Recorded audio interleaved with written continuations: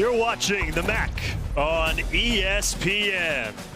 A beautiful day in Oxford, Ohio. We're set for some action here on ESPN Plus. The Eastern Michigan Eagles at 2-5 are at Yager Stadium to take on the home team, the Miami, Ohio Redhawks, riding a 3-game winning streak. MAC standings so far in the early goings of conference play. Western Michigan outpacing everybody with 3 conference wins so far. Miami and Buffalo not far behind, a game in hand, both undefeated in conference play. Welcome to the broadcast booth, everybody, alongside Marcus Ray. I'm Eric Rothman, happy to be here with you. I mentioned that 3-game winning streak for Miami, Marcus. It's been the defense that's been driving things. In those 3 games, they've given up a total of 21 points. Corbin Hondrew, the linebacker, leading the way. And that's one of the things they've been able to do is play great defense. And Hondrew is a guy that's been making a lot of plays. 40 tackles on the season, plays well in space, very instinctive there with the interception. He's actually a heads-up player. Watch this next one when the ball gets tipped. Not only does he catch it, but he takes it to the house, and he's a big reason Miami has been playing this well. 7 career interceptions, most among linebackers in college football. The defense is going to have to be stout for Miami because Dante McMillan for Eastern Michigan, the running back's been running over people all season long. Yeah, back-to-back 100-yard performances, the 3rd of the season. He'll line up in Wildcat. They try to get him the ball in various ways. He's a big reason why that offense is very efficient. So this offense against that defense must see TV. Leads the MAC in rushing yards this year, to the longest tenured coaches in the conference. Chris Creighton and Chuck Martin have both been at their respective schools for 12 seasons, very familiar with each other, very familiar with this conference and how to navigate and find success. Coach Martin has brought Miami to 6 bowl games in his time with Miami, and Coach Creighton has also gone to 6 bowl games over the last 9 years with the Eagles. So it'll be Miami to kick things off. Eastern Michigan will return. That kick goes through the back of the end zone. And we are underway here in Oxford. Eastern Michigan, Marcus, has their quarterback Noah Kim. He's a grad transfer. He spent 4 years at Michigan State, a year at Coastal Carolina, and he has been one of the best passers in the MAC this season. Yeah, he leads the conference in pass yards, and he's very efficient and smart. They're taking care of the football. They haven't given up very many sacks because he knows where to go with the ball, and he's getting rid of it fast. It'll be Noah Kim to start at the Eastern Michigan 25-yard line, and they do elect to throw to the near sideline as they go out to Nick Devereaux, the senior wide receiver, coming off a game last week in the win against NIU with 2 receptions, and that was the first MAC conference win of the season for Eastern Michigan. Hard-fought game, 16-10 against NIU. Yeah, they really showed up last week defensively, and they had a great day against Buffalo. They just lost a tight one in overtime. Arguably a winnable game against one of the best teams in the conference in that Buffalo game. Kim flushed from the pocket and has to throw it away, intended on the outside for Dante McMillan. So quickly here, Marcus, a 3rd down and long for Eastern Michigan and their offense. Well, this is an area that Eastern Michigan doesn't mind being in. They're very efficient offensively at 40%. Miami's defense, though, is very stout. They're not exotic. They're not cute. They're going to play in drop-in zone coverage and make you beat them. 3rd and 7 for Noah Kim. Over the middle and off the hands of the intended receiver. Trying to find Joshua Long, and it'll be a punt upcoming for the Eagles. And that's kind of how opening drives have been for Eastern Michigan so far this year. 5 punts and only 3 points. And so that'll bring out the punter Mitchell Tomasek, the senior, one of the best punters in the conference. In fact, #1 in Eastern Michigan history in yards per punt at 42. It's a low line drive kick. It'll skip all the way down and out of bounds at the Miami 21-yard line.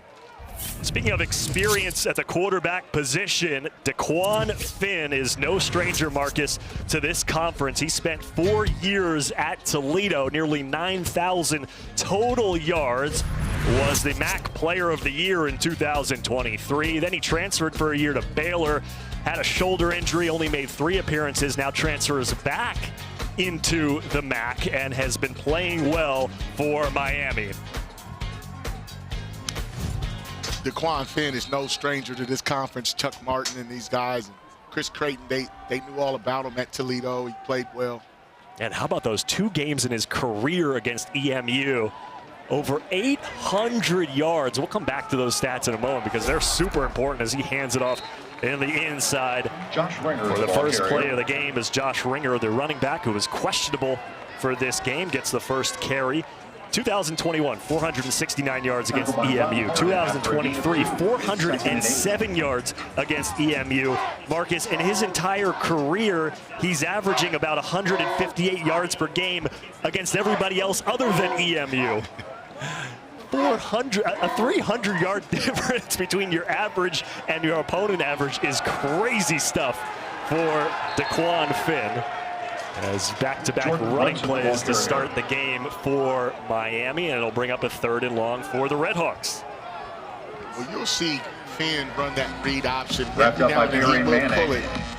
Miami's trying to get a gauge on how Eastern is going to defend it. Eastern did a great job last week against NIU. I mean, defensively, they really showed up, one of their best games. So Miami's going to try to run the ball against the defense that really struggled against the run. 3rd and 7 for a Miami offense who has punted on every opening drive so far this year. Finn to throw for the first time today. He's got a wide open man on the near sideline. He was jumping and waving his hands. Lionel Billups-Williams couldn't believe how wide open he was, and Finn overthrew him. That was a missed opportunity there. You see those numbers on the screen. You saw it there. Williams was wide open. Finn did a good job going through his progression. Eastern Michigan vacated that area on the sideline, and that was a catchable ball, which should have been called if you'd have brought it down just a little bit. So it'll be a punt for Pierce Stainton. 28 punts on the year, averaging about 40 per punt. And a good one here all the way inside the Eastern Michigan 20-yard line. And brought down quickly inside the 20, and that's where Eastern Michigan will start their 2nd drive of the game. No score here in Oxford.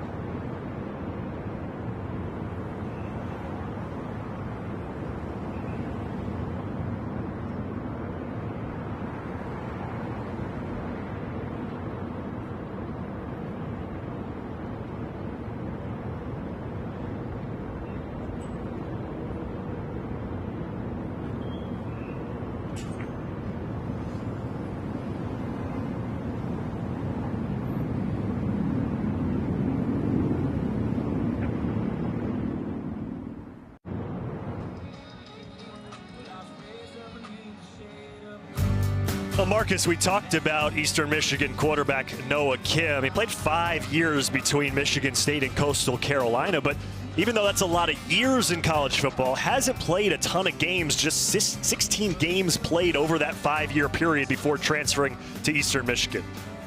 Yeah, but he still took a lot of reps, and that's the thing. That's why Chris Creighton really liked this kid coming out of Coastal. Smart, athletic, humble, confident guy, and he gets rid of that football, and he has the numbers to prove it. Nearly 1,500 yards passing so far this year, leading the MAC in both total yards and yards per game at 212. Will screen out to the near side, and yards after the catch for Benson Prosper all the way to the 30-yard line, a gain of about 9 on first down for the Eagles. That's a nice job of Eastern Michigan getting rid of the football quick. They want to win on first down. They want to be very efficient. See the numbers on that young man, 5'10", 185-pound junior out of Hollywood, Florida. Yeah, he's a guy that Coach Chris Creighton identified as he's going to have a breakout game sometime. I don't know if it's going to be this week or another, but a breakout game over the past 3 weeks for this Miami defense as they get in the backfield for their first sack of the game by Joe. His 3rd sack of the year for the redshirt sophomore. Look at Miami, first 3 games of the year. The last three, look at how they perform defensively. That brings back Eastern Michigan to another 3rd and long situation. A loss of 5 on the play, 3rd down and 6. From the 25-yard line, another quick out and nearly intercepted. A great play on the outside as Michael Yarbrough, the junior from Belleville, Michigan, breaks up the pass and forces another punt for Eastern Michigan. Yeah, that was great technique there. He just played the sticks. Look at the drive on the ball, getting his hands in there, ripping it out. Porter Rooks almost grabbed that. Miami, those corners right now, they're sitting right at the sticks. So now Mitchell Tomasek for his 2nd punt of the game. He had 6 punts a week ago in the win against Northern Illinois. Just barely gets that one away, spiraling down to the 30-yard line, and fair caught right there. As Keith Reynolds makes the catch, and the Miami offense back out onto the field for their 2nd time today. They caught a break there. That was almost blocked. It was. Squeaked away off the foot of Tomasek. And for Miami's offense, Marcus, we talked about now 7 games in a row where they've punted on their opening drive. Why the slow starts for them? Well, sometimes it's just about rhythm. Give credit to some of the other teams defensively. You know, they played a tough schedule. But it's hard for that original game plan to really work sometimes. And I think that's what they've been running into. Yeah, tough non-conference against Wisconsin, Rutgers, and UNLV in a game that, frankly, Miami probably should have won against the undefeated UNLV running Rebels, as Finn breaks loose and another overthrow by Finn. Not sure if he was trying to throw it away or not, but either way, not on target. Yeah, that was originally like a run play. So when we say RPO, Eric, it's technically handoff or pass. And those linemen get 2 yards down the field. And I think some of the timing, we talked about those slow starts, it's little things. It's reads, it's routes, it's missing blocks. It's just a little thing like you saw the timing there. 3-game winning streak for Chuck Martin's Miami Redhawks. 9 straight MAC regular season wins dating back to the last time they played Eastern Michigan back in October of 2024. Good run here on 2nd down as Jordan Brunson, his 4th year at Miami, gets the first down. Take a look at the right side of your screen, that blocking there, opening up that gap. Saw the big fellas, Eric Smith, Greg Smith, those guys opened up that hole. And you saw the patience there by Jordan Brunson. And once he saw his crease, he got north and south. 16 yards on the carry for Brunson. Miami's without their star running back, Kenny Tracy, so they're going with Brunson and Josh Ringer in the backfield today. Tracy is out for the remainder of the season. That's a big blow to this offense. Tracy already had 2 100-plus yard games this season. As they go inside to Brunson. And Brunson, you see the season, 183 yards. 72 of those yards, Marcus, came last week in the start against Akron in the 20-7 victory. And he's very capable. Transfer from Virginia Tech, 6 foot, 230 pounds. They want to get him going north and south. 2nd down and 8 after the 2-yard pickup for Brunson. Neither team has been in plus territory yet in this game. Chance now for Miami to get on Eastern Michigan's side of the field.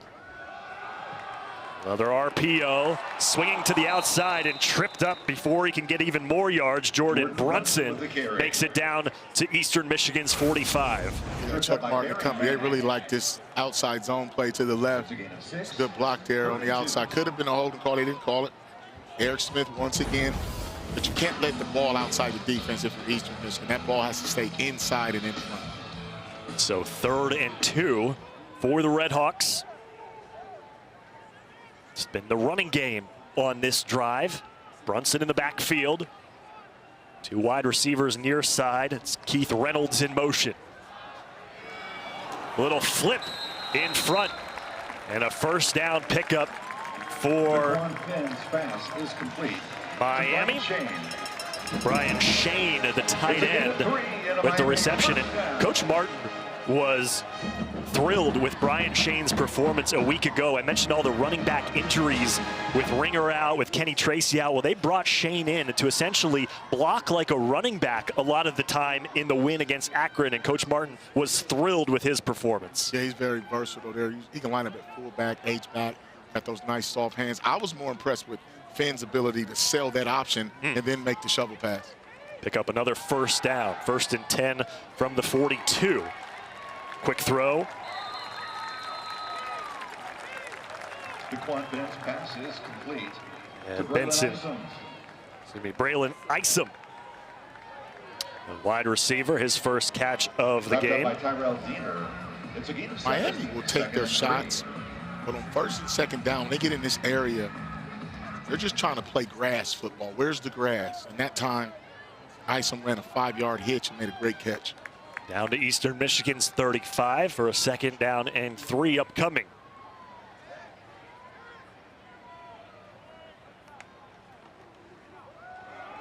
Finn keeps it himself, puts on the jukes inside the 20 and out of bounds inside the 15-yard line. A QB keeper and a 1st down for DeQuan Finn.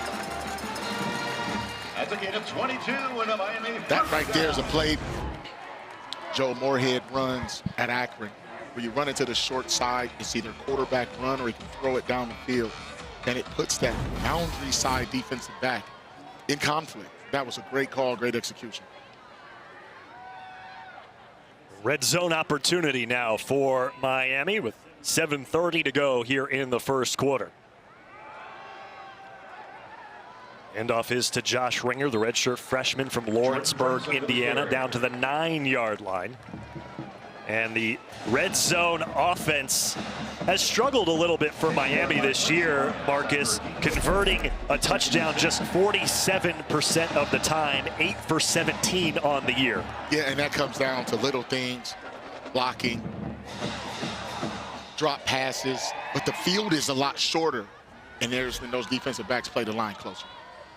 All 3 wide receivers lined up to DeQuan Finn's right side. Back to Ringer on the ground, nowhere to go on the outside as Warren Stevens-Tayo, the junior 280-pounder from California, gets the tackle, and a long 3rd down upcoming for Miami. Watch this penetration by Eastern Michigan. They ran a stunt to the right and ended up in the gaps. Got a lot of penetration there. I think Miami wasn't ready for that shift in that movement up front. The big fella did good getting that backfield using his hands. 3rd and 6 from the 9-yard line.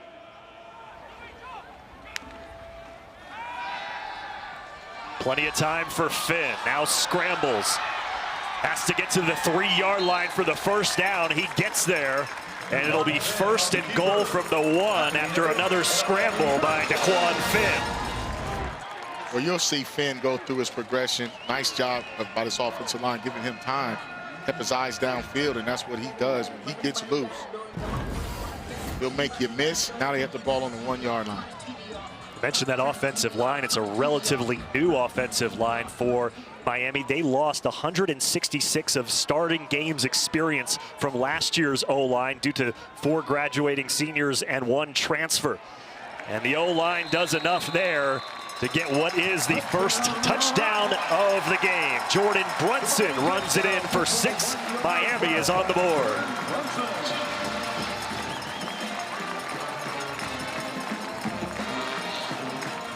Watch the push that you'll see from this offensive line. It's grown man football, just zone, creating a run lane. Eastern Michigan didn't play with very good pad level. They're kind of high on the 1-yard line.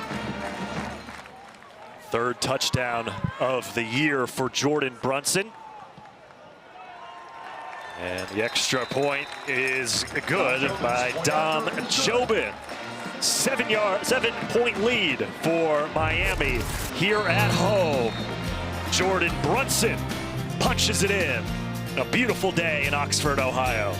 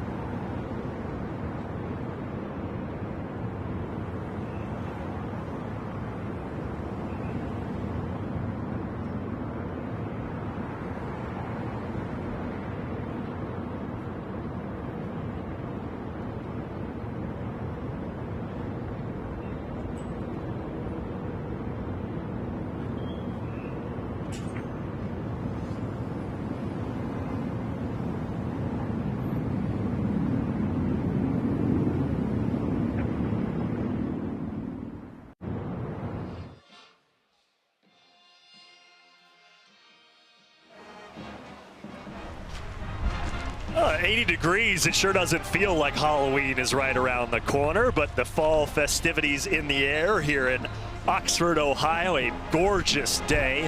I see some of that fall foliage, the trees changing colors. Nothing changing over the last 3 games for Miami as they've won 3 straight, and that 11-play drive, Marcus, almost entirely on the ground. Yeah, they did a fine job showing balance, running the ball inside, outside. Brunson, Finn pulled it a couple of times. But they also did throw the ball outside short to move the chains too. 62 yards on the ground for Miami. A 7-point lead. Eric Rothman, Marcus Ray here at Yager Stadium. It'll be Eastern Michigan to receive 2 punts on 2 offensive drives so far for Eastern Michigan. As Javen Norman back to return. 5:25 to go here in the first. That one stays just inside the pylon and out of bounds. Eastern Michigan will start their 3rd offensive drive of the game when we return.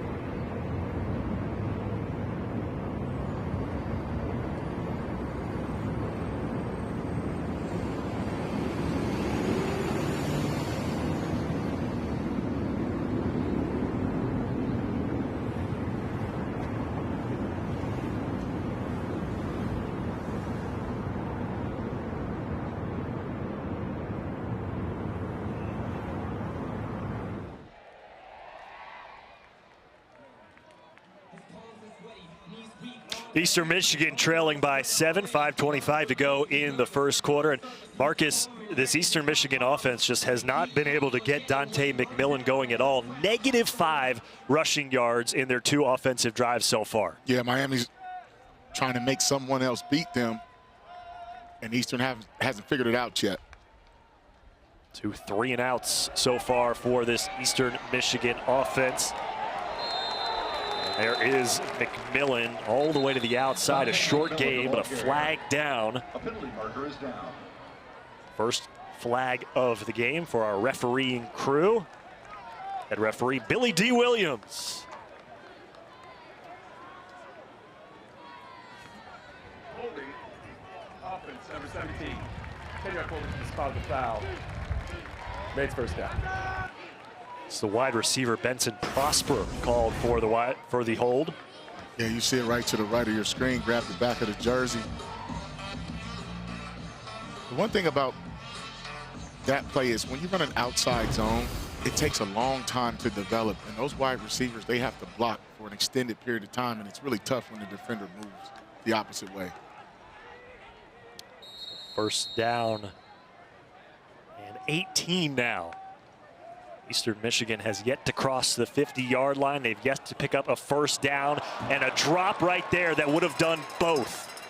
Benson Prosper had it go right through his hands. That one might have gone all the way to the house, Marcus Ray. Hey, what a throw by Noah Kim, and a missed opportunity there. He probably could have took that one to the house. And Prosper has had a couple of games where he had a few drops, especially against Buffalo. That one there would have gave them a big spark. Shooting themselves in the foot. The penalty and now the drop pass is up. Second down and 18 for the Eagles. Kim pressured, nowhere to go. Malcolm McCain coming in from the inside. The redshirt sophomore linebacker gets his first sack of the year. Well, you'll see here, Miami comes with a blitz, zone blitz there. He beats McMillan on that one. That wasn't a very good effort there by the superstar running back. You have to be able to pass protect, but great effort there by McCain. Good defense by Miami. Eastern Michigan going in the wrong direction now, all the way back to their own 10-yard line for a 3rd and 25.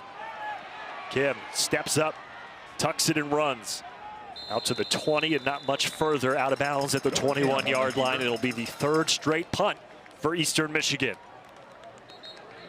It's not a good series there for Eastern. They just can't find their rhythm offensively. They try to get McMillan going. They got the penalty, then the sack. Well, we're seeing a lot of special teams for Eastern Michigan. 2 of the best in the MAC. Rudy Kessinger, the place kicker for Eastern Michigan, and Mitchell Tomasek now out there for his 3rd punt of the day. Ranks in the top 10 in the country in yards per punt. One's going to get a friendly roll for Eastern Michigan down at the 34-yard line, and that's where Miami will start their offensive series with 3:59 to go here in the first. Well, you see why Miami only gave up 21 points in those last 3 games. I mean, they just don't beat themselves. They're not giving up explosive plays, even though Prosper had that drop, which would have been an explosive, but Miami's very wins against efficient. Lindenwood, NIU, and Akron. And they have been doing it on the ground, Marcus, in those 3 games. 208 rushing yards per game for the Miami offense. And that's something that, given the troubles that Eastern Michigan has had defending the run, that was obviously a game plan for Coach Martin coming into today. Already 62 yards on the ground for the Miami offense. Been mixing up between Jordan Brunson and Josh Ringer in the backfield.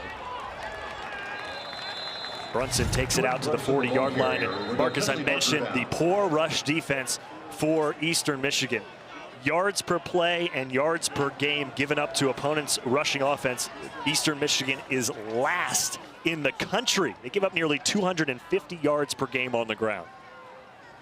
And a lot of those yards came in the first part of the season with the non-conference schedule that they played. But They had a lot of injuries. They've missed some tackles, and they've given up explosive plays. Even last week, they gave up an 80-yarder to NIU, a long run, and that's why Miami keeps running to the short side of the field. They're trying to pop one as well. Holding call against Miami brings the ball back to the 24-yard line. A 1st and 20 now. First penalty of the game against the Redhawks. Finn under center. We haven't seen him do that much today. Handoff up the gut. Jordan Brunson on the run. Brunson has really, since the first drive, been the feature back. We saw Josh Ringer a couple times on that opening series for Miami, but since then it's been Jordan Brunson as he's taken down by Tyrell Martin, the senior defensive end from Newark, Delaware.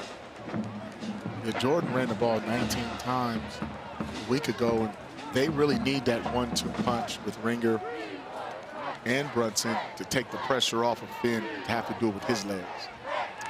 Ringer was questionable with the hamstring injury coming into today. Didn't play last week. In practice all week. He's out there now as Finn goes across the middle. Cole Weaver gets Miami close to a 1st down. That was a nice job here, Finn. Watch the clear out route right in the middle of your screen. That's what opened up the passing lane there in the soft zone coverage by Eastern Michigan. 3rd and 1, a pickup of 18 for Cole Weaver, his first catch of the day.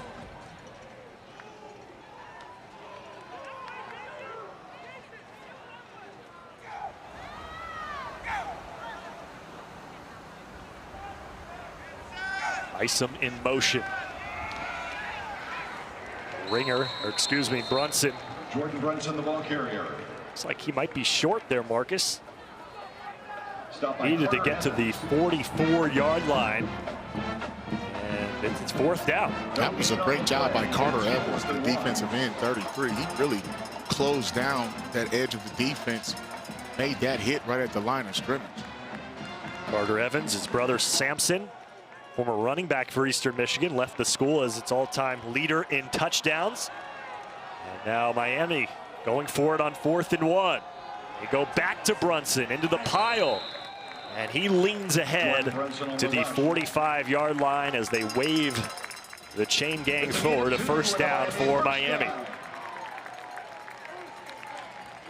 Javon Thomas in on the tackle, the 5th first down of the day for the Redhawks. So far, for a defense that has been maligned on the ground, Eastern Michigan relatively keeping Miami in check. Now, Miami is getting 1st downs and moving the chains. They were able to get out of that holding penalty on that 1st down. DeQuan Finn has only thrown for 28 yards on 3 completions so far. To go along with that rushing attack. And again, nowhere to go up the middle. Andrew Marshall in there, making the tackle on Brunson. See a lot of misdirection, motion, and shifts by Miami because Eastern Michigan plays so much man-to-man defense, and they're trying to get Eastern Michigan misaligned so that they can find that run lane and pop them. You can just tell that Coach Martin is not going to get away from the run no matter what the Eagles decide to do on the defensive side of things. Josh Ringer in the backfield, blocking for Finn. And Finn taken down from behind. Tyrell Martin gets the sack. The big fella, 6 foot, 290 pounds. He moves so well. Just watch, second from the bottom, the hand placement. Look how he's ripping through blocks. Might have gotten through a hold too. Those hands came pretty high up on the shoulder pads. Martin just blasting through. Yeah, and that wasn't a blitz. That was just a flat-out 1-2 with the hands getting in that backfield. End of the first quarter here in Oxford. Miami with the football leading by 7, but the Eastern Michigan defense standing strong. Second quarter between the Eagles and the Redhawks coming up from Yager Stadium when we return.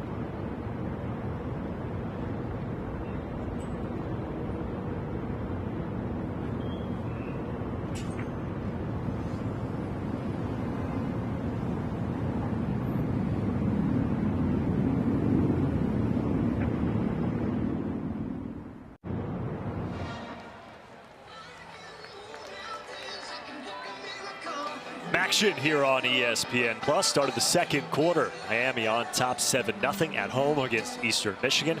Eric Rothman, Marcus Ray with you here in the broadcast booth. It'll be a 3rd and long upcoming for Miami. Marcus and Tyrell Martin, the big sack for Eastern Michigan before the break. That's something special for this Eastern Michigan defense. They only had 5 sacks total as a team in their first 7 games this year. So Martin, a big one to end the first quarter. 3rd down and 15 as we switch fields, and DeQuan Finn in the shotgun.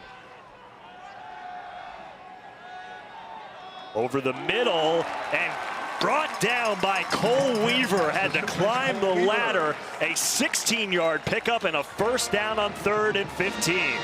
Oh, what a dime from Finn. Watch how he just takes it. Good pocket. Threw it to a spot for Weaver to catch that. What a big grab on 3rd and long. Catching that ball in traffic. Second catch of the game for Cole Weaver, and now Miami back in Eastern Michigan territory. 121 yards on the season for the redshirt sophomore from Roswell, Georgia. Swinging to the outside. Jordan Brunson came out of the backfield in a gain of 5 on 1st down. That was a good stop there by Marshall. He had 10 tackles a week ago. That was a good tackle in space. A lot of contact there. I think Finn might have missed his tight end, Ryan Shane, running down that sideline when he checked that pass down. Andrew Marshall, his 2nd tackle of the game. Transfer from small college Lackawanna. He's been stalwart as a starter in the linebacking core for Ben Needham, defensive coordinator for Eastern Michigan. A handoff to Brunson.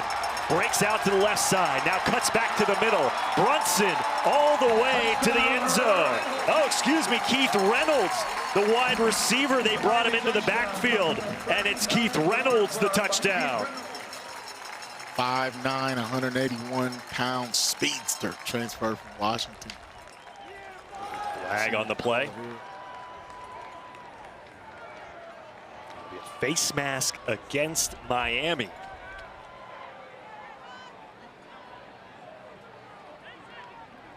So Keith Reynolds, who we not called his name yet in this game. Coach Martin doesn't like that one.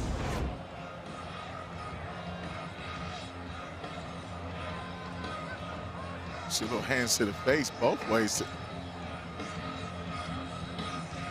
Look at that juke move, though. Reynolds, man, what a great individual effort. That was a great play call there because Finn could have kept it. He made the right read. Reynolds cut it back. Nevertheless, it's nullified. Coach Martin doesn't like that. Reynolds did have 4 carries for 12 yards last week in the win against Akron, but a penalty there negates the touchdown. Miami averaging 60 yards due to flags this season per game. Now Brunson back in. Not much going there. Maybe a gain of 1 for Jordan Brunson. Keep an eye on middle linebacker Barry Manning. Very active, played defensive back, moved to linebacker. He had a lot of injuries. But when you got the big fellas up front, Teu, Art, Evans, they allow those linebackers to fly around and run free. Looking for a stop now on 3rd and 1. It's Brunson, leans forward, and it's going to be enough for the 1st down. Good second effort by Jordan Brunson to pick up the 1st down. That's all Miami was looking for on that one. It's a gain of 1 and a Miami going to move the chains, and they're keeping this Eastern Michigan offense off the field. Eastern has to find a way to keep Miami out of short yardage, especially when they're getting the ball 1st and long and having penalties. Miami just 29% 3rd down conversion average on the year, but they get one on this drive. They're 4 for 6 so far on the day.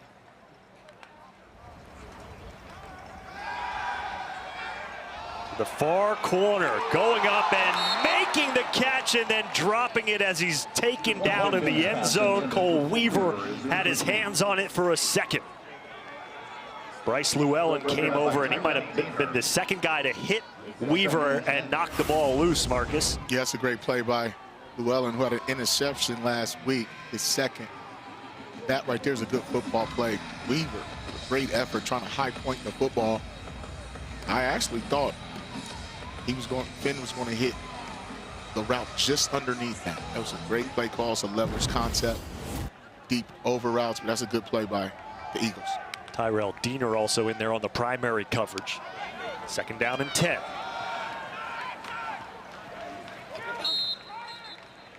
Getting half of those 10 yards. Keith Reynolds, as you mentioned, Marcus, transferred over from Washington.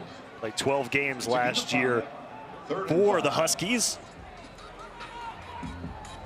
That was the same play. He just scored a touchdown and got called back. They're running that zone read concept, and that time Eastern Michigan was able to get him on the ground.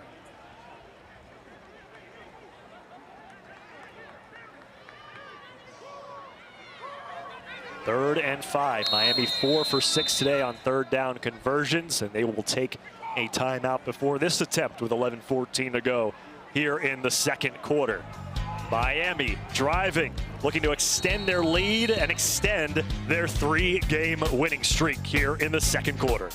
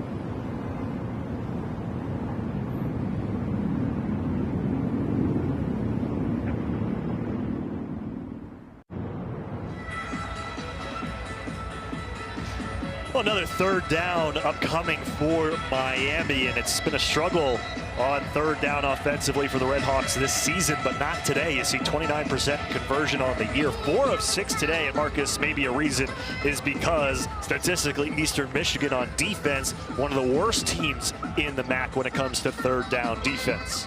Yeah, they're finding themselves in third and short, and you can convert that at a high clip. Here's 3rd and 5, very manageable. Just means they're not winning on 1st and 2nd down defensively. 3rd and 5. Spotted at the 27-yard line of Eastern Michigan. Finn back to pass. He's got room out to his left, and he's got a blocker in front of him. First down for Finn as he steps out of bounds at the 16-yard line. A first down scamper for Daquan Finn. Well, that's what happens when you play man-to-man defense, okay? Eastern Michigan's got a hat on a hat, a guy on a guy. Right here, there's no one spying the quarterback. Finn has played a lot of football. He's not going to force it, especially downfield in man coverage, and he gets the first down. 42 yards on the ground for Daquan Finn. Go along with his 49 passing yards here in the first half. Red zone opportunity now for the Redhawks. They punch it inside. Keith Reynolds, the ball carrier. Keith Reynolds, 3-yard pickup for him.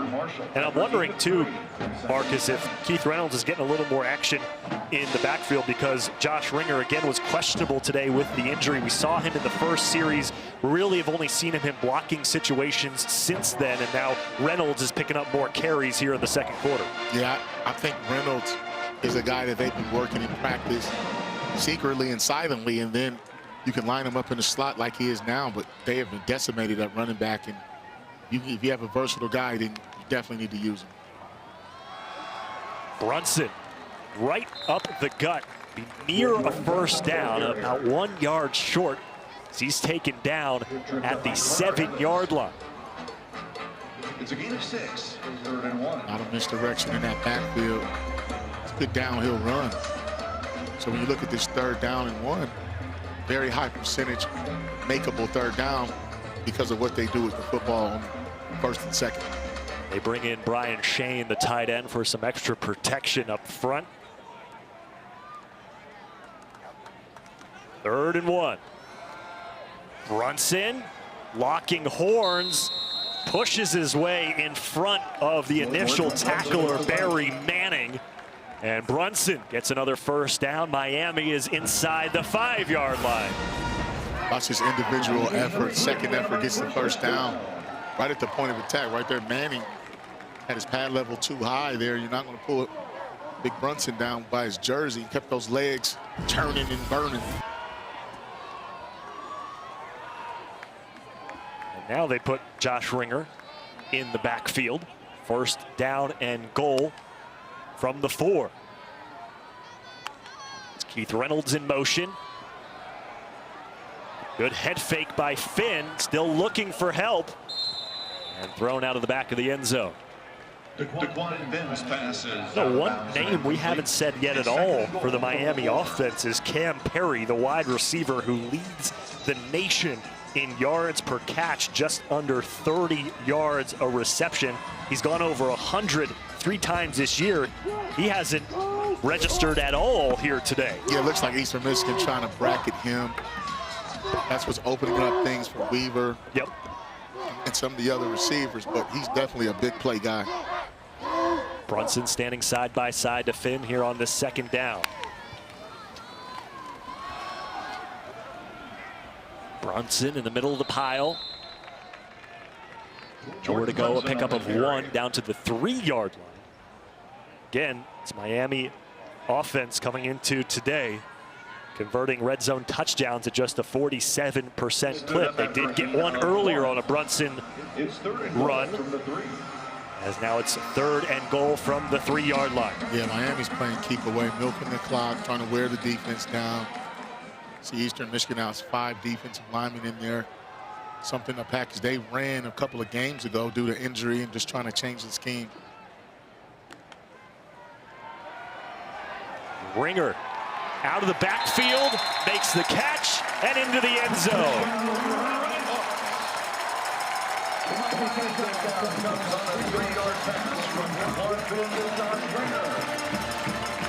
You'll see Eastern Michigan's playing man-to-man, and Andrew Marshall, number 42, he was supposed to be covering the running back, Ringer, coming off that edge, and that time Ringer had a little bit too much speed to the perimeter. Good call.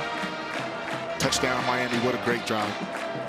First passing touchdown of the day for Daquan Finn, his 5th passing touchdown of the season. Josh Ringer, his first touchdown of the year, and a 14-0 lead for Miami. 7:41 to go. Ringer rings the bell for the Redhawks.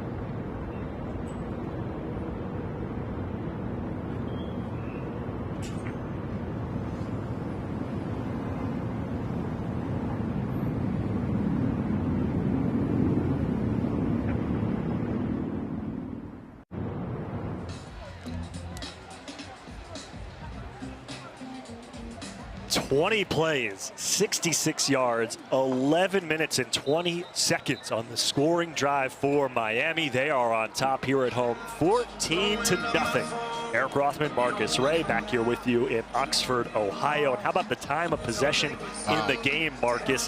19 minutes and 3 seconds for Miami, 3 minutes and 16 seconds of offensive football for Eastern Michigan. Yeah, Eastern hasn't been able to get it going. Credit that to Miami's defense, but your defense gets well rested like that. 20 plays, 20 plays, almost 12 minutes of offense. It's almost a whole quarter. Eastern Michigan has yet to record a first down in this game. Miami has 9. Javen Norman lets that one fly into the end zone. And a touchback, and some unique jerseys for Miami this week. Got the gray uniforms with the white trim. This is the special Miami Tribe uniforms. That is the tribe that is the namesake of Miami, Ohio University. And it's been a 50-year relationship with the Miami Tribe of Oklahoma. And there's actually a campus building where the tribe operates. Students from the tribe go to school here, and it's been a 50-year partnership between the university and the Miami Tribe of Oklahoma, and honoring that today with the special uniforms as Noah Kim throws that one out of the reach of his wide receiver on first down. It's good defense there. Blakely was reading that one. A half a second later, he might have picked that one off. Eastern Michigan kind of telegraphs that first down, pre-snap read, quick hitch throw. Again, Eastern Michigan offense has done absolutely nothing. 12 yards in the air, 1 yard on the ground. 7:38 to go here in the second quarter. Option in the pitch to the outside, Dante McMillan. Some way, somehow, Marcus, they got to get McMillan going and picking up big chunks of yardage. Yeah, that's one way you do it there, is run some speed option. Got that defense lined up. As you see, the first 3 drives, punt, punt, punt. I don't think you can afford to get a punt on this drive. You got to get some points, especially the way Miami's playing keep away. But being in 3rd and 1, that's a lot better than what they've been. They've had a big drop pass. They've had a couple penalties that have taken them backwards. 3rd and 1 for Noah Kim.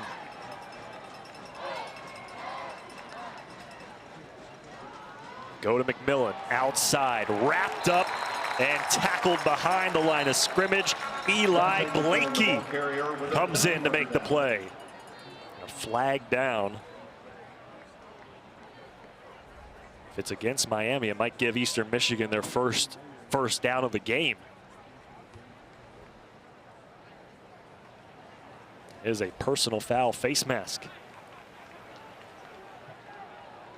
The penalty is a face mask on Miami. Well, that's not. Eastern Michigan's going to take that one. It's unfortunate because Miami had a tackle for loss there. Yep. And then got a little bit of face mask there, tugging going on, and Eastern Michigan gets a break. We'll see this outside zone play here. Miami won this rep. They won right there. He got a piece of the face mask. Just barely the thumb in the face mask. Blakey made the nice tackle. Instead, it'll be a first down. Eastern Michigan near the 50-yard line. They have not gotten into Miami territory at all today. Chance to do it here with 7 minutes to go in the half.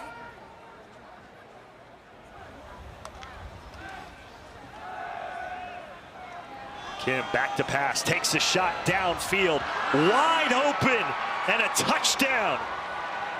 Javen Norman, the redshirt freshman, puts points on the board for the Eagles. From Noah Kim. And that's what you do. Take a shot. Just take a look. Watch the middle of the field. Look at Kim's ball placement. Accuracy. That's a big-time throw and catch there. Young fella Mack getting in the end zone. And my apologies. That's Harold Mack. You're right. Tough to see with these gray numbers out there, but Harold Mack Jr. gets the touchdown. So nothing had been going on for Eastern Michigan's offense until this touchdown pass to Harold Mack Jr. And it's a one-score ball game.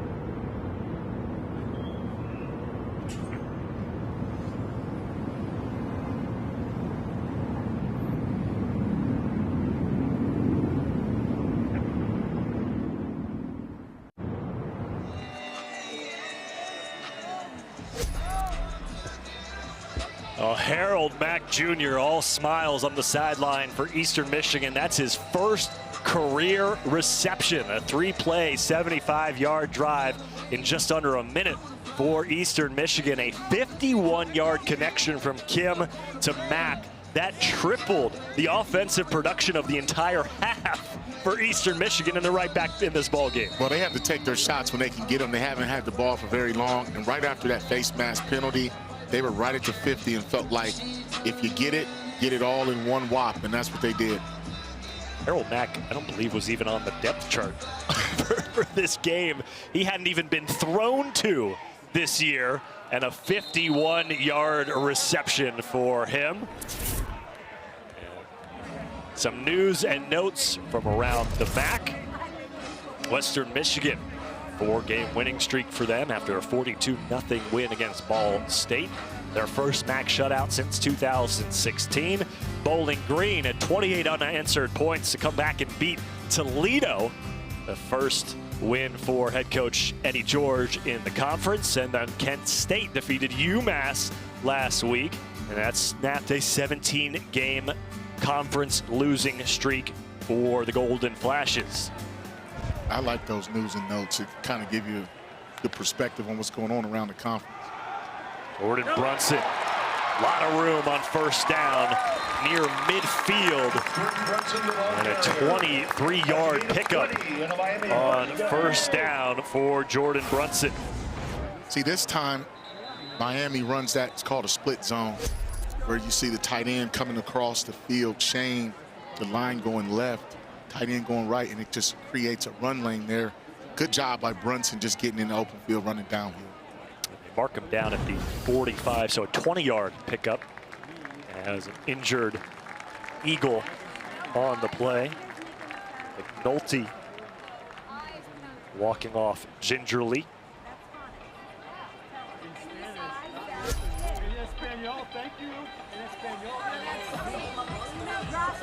Marion McNulty, the senior, getting some help off the field, but a good response there on first down, Marcus. Eastern Michigan gets the big play, gets a little bit of momentum, then right out of the gate for Miami on the next drive, you go back on the ground and a big gain for Brunson. Yeah, and Miami lined up in an unbalanced formation, meaning they had some receivers on the line, and that caused Eastern Michigan to line up wrong, and then Miami had them outnumbered in the box right by the line of scrimmage. That was great by design.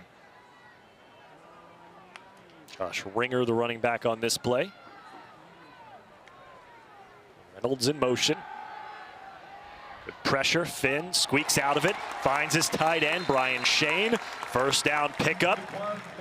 15 yards for the redshirt senior, Brian Shane. Yeah, that's called wide cross. Wide meaning the tight end. And you'll see him coming. It's going to flash across your screen. Good job by Finn. Making the man miss. You can't lose contain. You cannot go for the first move. You have to stay on that upfield outside shoulder and keep this man in the pocket. But that was a great play by Miami. The first down in Eastern Michigan territory. All spotted at the 38. Finn again. Nearly identical play. Shane lost the ball. It was popped loose on the tackle by Bryce Llewellyn. But he had control enough, and he was out of bounds when the ball popped loose. And another first down for Miami. Yeah, a little play action there, and Shane sold that block, found some grass on the outside. Good touch pass there by Finn. I've been very impressed with his accuracy and ball placement all afternoon. Brian Shane had 4 receptions all year coming into today. That's his 3rd one of the game.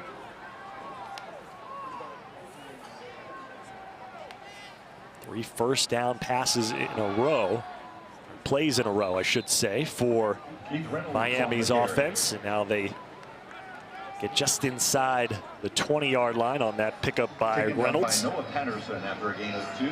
It's 2nd and 8. Big Noah Patterson in there, man. That was a great job maintaining his gap integrity. He didn't get reached. They couldn't close him off. That was a good tackle.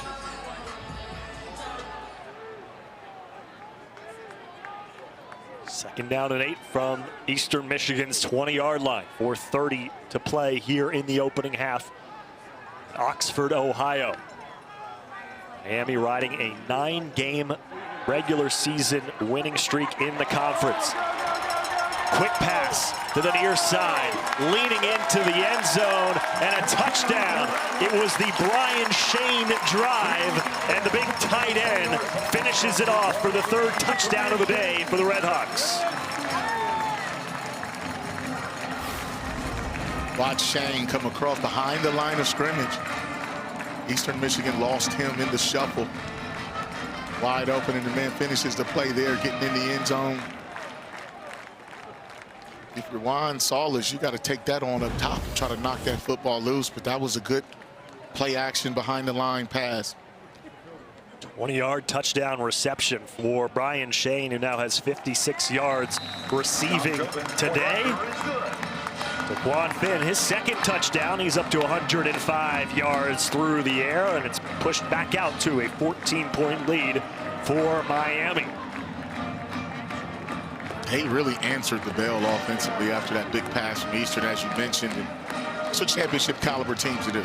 You have to be able to take a punch and give one right back. And also, championship caliber teams, Marcus, adjust based on the game plan of the opponent, because we talked about Cam Perry, how he has been the best wide receiver for Miami, picks up nearly 30 yards of reception, best in the nation. He has not been thrown to today, and so what does Miami do? They adjust, and they find Brian Shane as their primary target. Yeah, I don't think Eastern Michigan had Shane on their radar as a guy that you had to watch. He's been a problem. Look at the numbers. 14 yards a catch. You just saw the touchdown, but I mean, he's been all over the place. He's been blocking well too. So in that run game, he is having a day. 4 for 56 for Shane. Coming into today, for the entire year, he was 4 for 36. So he has doubled his season production here in the first half against Eastern Michigan.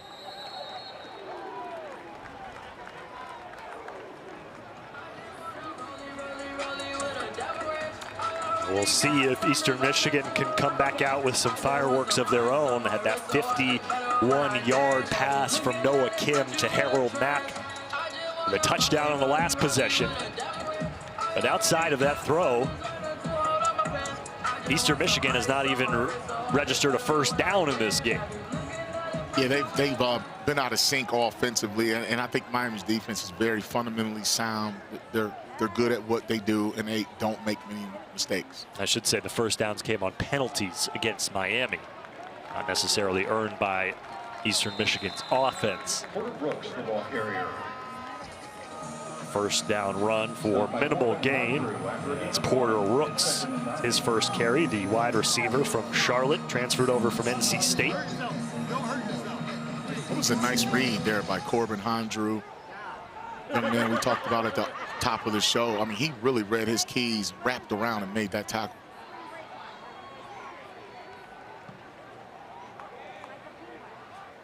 Rooks in motion.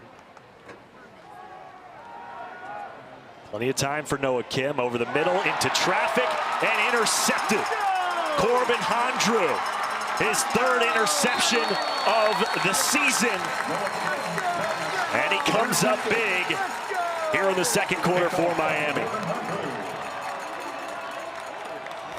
He is a smart heads-up football player. Watch him to the right of your screen. To the left, I'm sorry. The way he baited the quarterback, Kim, there, he kept getting depth, read the quarterback. Just not a good throw, good decision by Kim. But what a big-time interception. We opened up with him intercepting the ball at the beginning. Well, that was not only what you talked about, but you saw his eyes just locked in on Noah Kim. A great shot there from our camera team down on the field. Miami of Ohio, 8 interceptions on the year, leading the MAC. So Redhawks get it back in plus territory as they got 5 straight games with an interception, and they will start this drive on Eastern Michigan's 31-yard line. Josh Ringer, a 1-yard pickup on first down. Stopped by Barry Manning after a gain of 1. Barry Manning, one of the tacklers in on the play.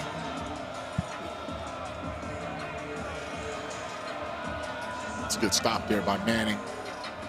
Young man, you know, he's not very big. He played defensive back, so he moves around extremely well at that 205-pound range, slithering around those blockers. Time of possession, 22 minutes for Miami, 5 minutes for Eastern Michigan. Finn back past the 40-yard line as he was backpedaling, looking for Ringer out of the backfield off his shoulder pads and out of bounds. That time Eastern Michigan did a fine job in coverage, playing man-to-man. And Marshall stayed on Ringer. There's nowhere to really go with the football. And then if you keep Finn in the pocket, then there's nowhere for him to run and beat you in man coverage. Quan Finn 9 for 14 today with a pair of touchdowns. See Miami 7 of 9 on 3rd down. This is a long one though, 3rd and 9.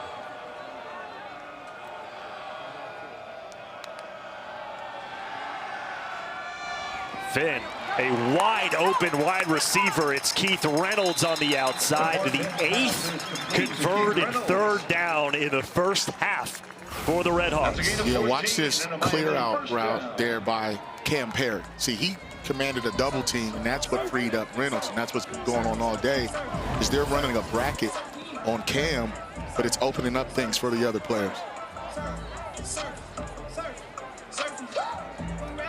Cam Perry drawing all the attention, so guys like Brian Shane, Keith Reynolds, Rylan Isom getting a lot of production here today. First, there is Cam Perry. And we'll take a break at the 2-minute warning. A 21-7 lead for the home team as the Redhawks looking to stay hot.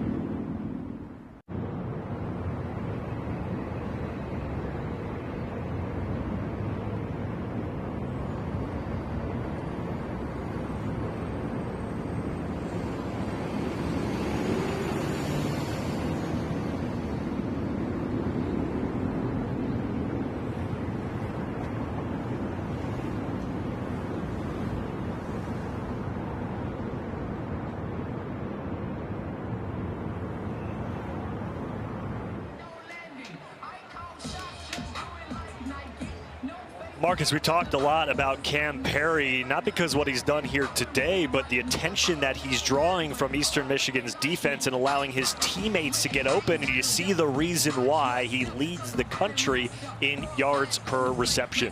Yeah, he's an elite route runner, soft hands, he's fast, elusive. He's everything Miami wants in that slot receiver position. When you average 30 yards a catch, man, Eastern Michigan knew that coming into the game. They try to take him out of it. 0 receptions today for Cam Perry. He's lined up on the far side. Pass out of reach of Keith Reynolds, I should say. Well, that time they tried to get it to Cam. Now they just wanted to get a touch, but that was good coverage there. James Mons, the third, 21, was isolated one-on-one with Cam Perry.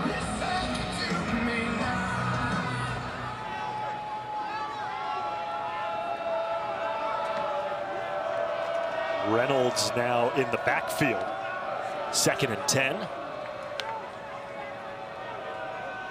16-yard line.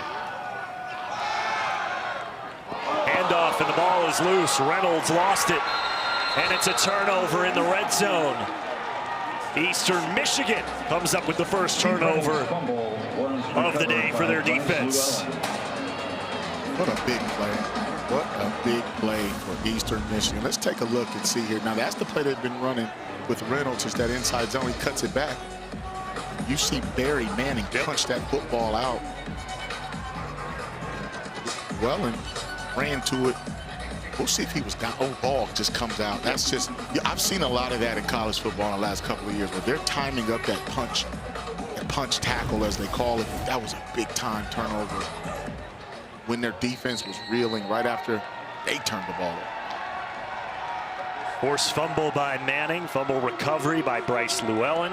First turnover of the game for this Eastern Michigan defense, as they will start the drive at their own 16-yard line. Harold Mack, after the big 51-yard touchdown reception, gets the handoff on first down. That stops a streak of 3 straight drives with a touchdown for Miami and gives Eastern Michigan an opportunity here, Marcus, to get some momentum going into the half. Yeah, they're going to have to work the sidelines and use their timeouts.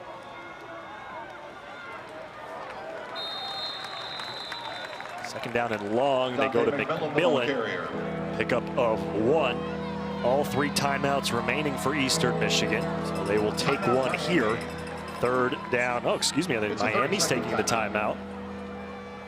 Miami says, you know what? 3rd and 9. Let's preserve some clock. We might get a chance to score if we can force a punt. Their 2nd timeout of the half.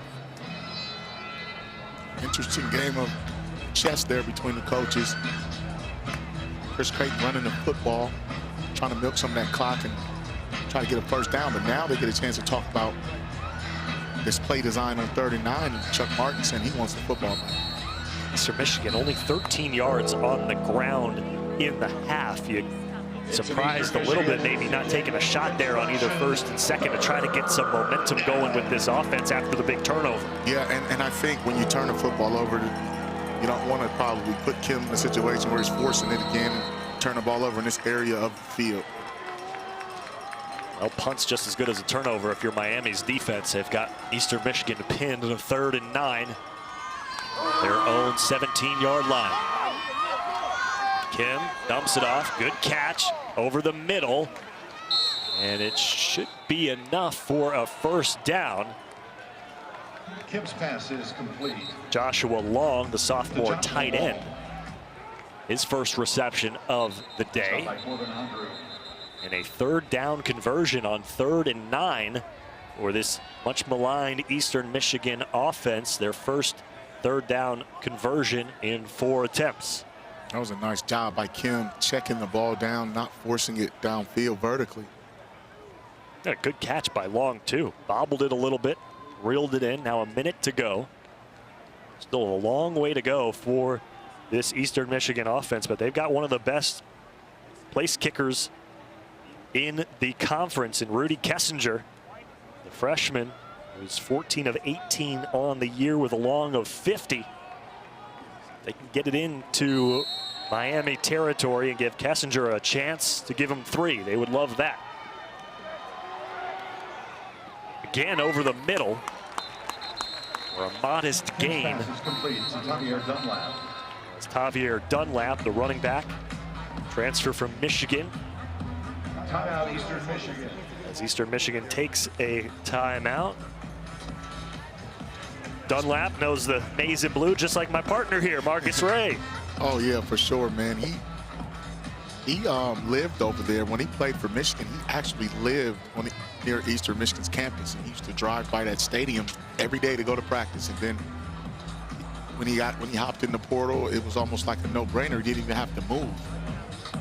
Yeah, Tavier Dunlap, who really played mostly special teams in his 4 years at Michigan, and has moved up and down the depth chart for Eastern Michigan this year. Getting some action here late in the second quarter. 2 timeouts remaining for Eastern Michigan. 54 seconds to go, and a 2nd and 6 from their own 32.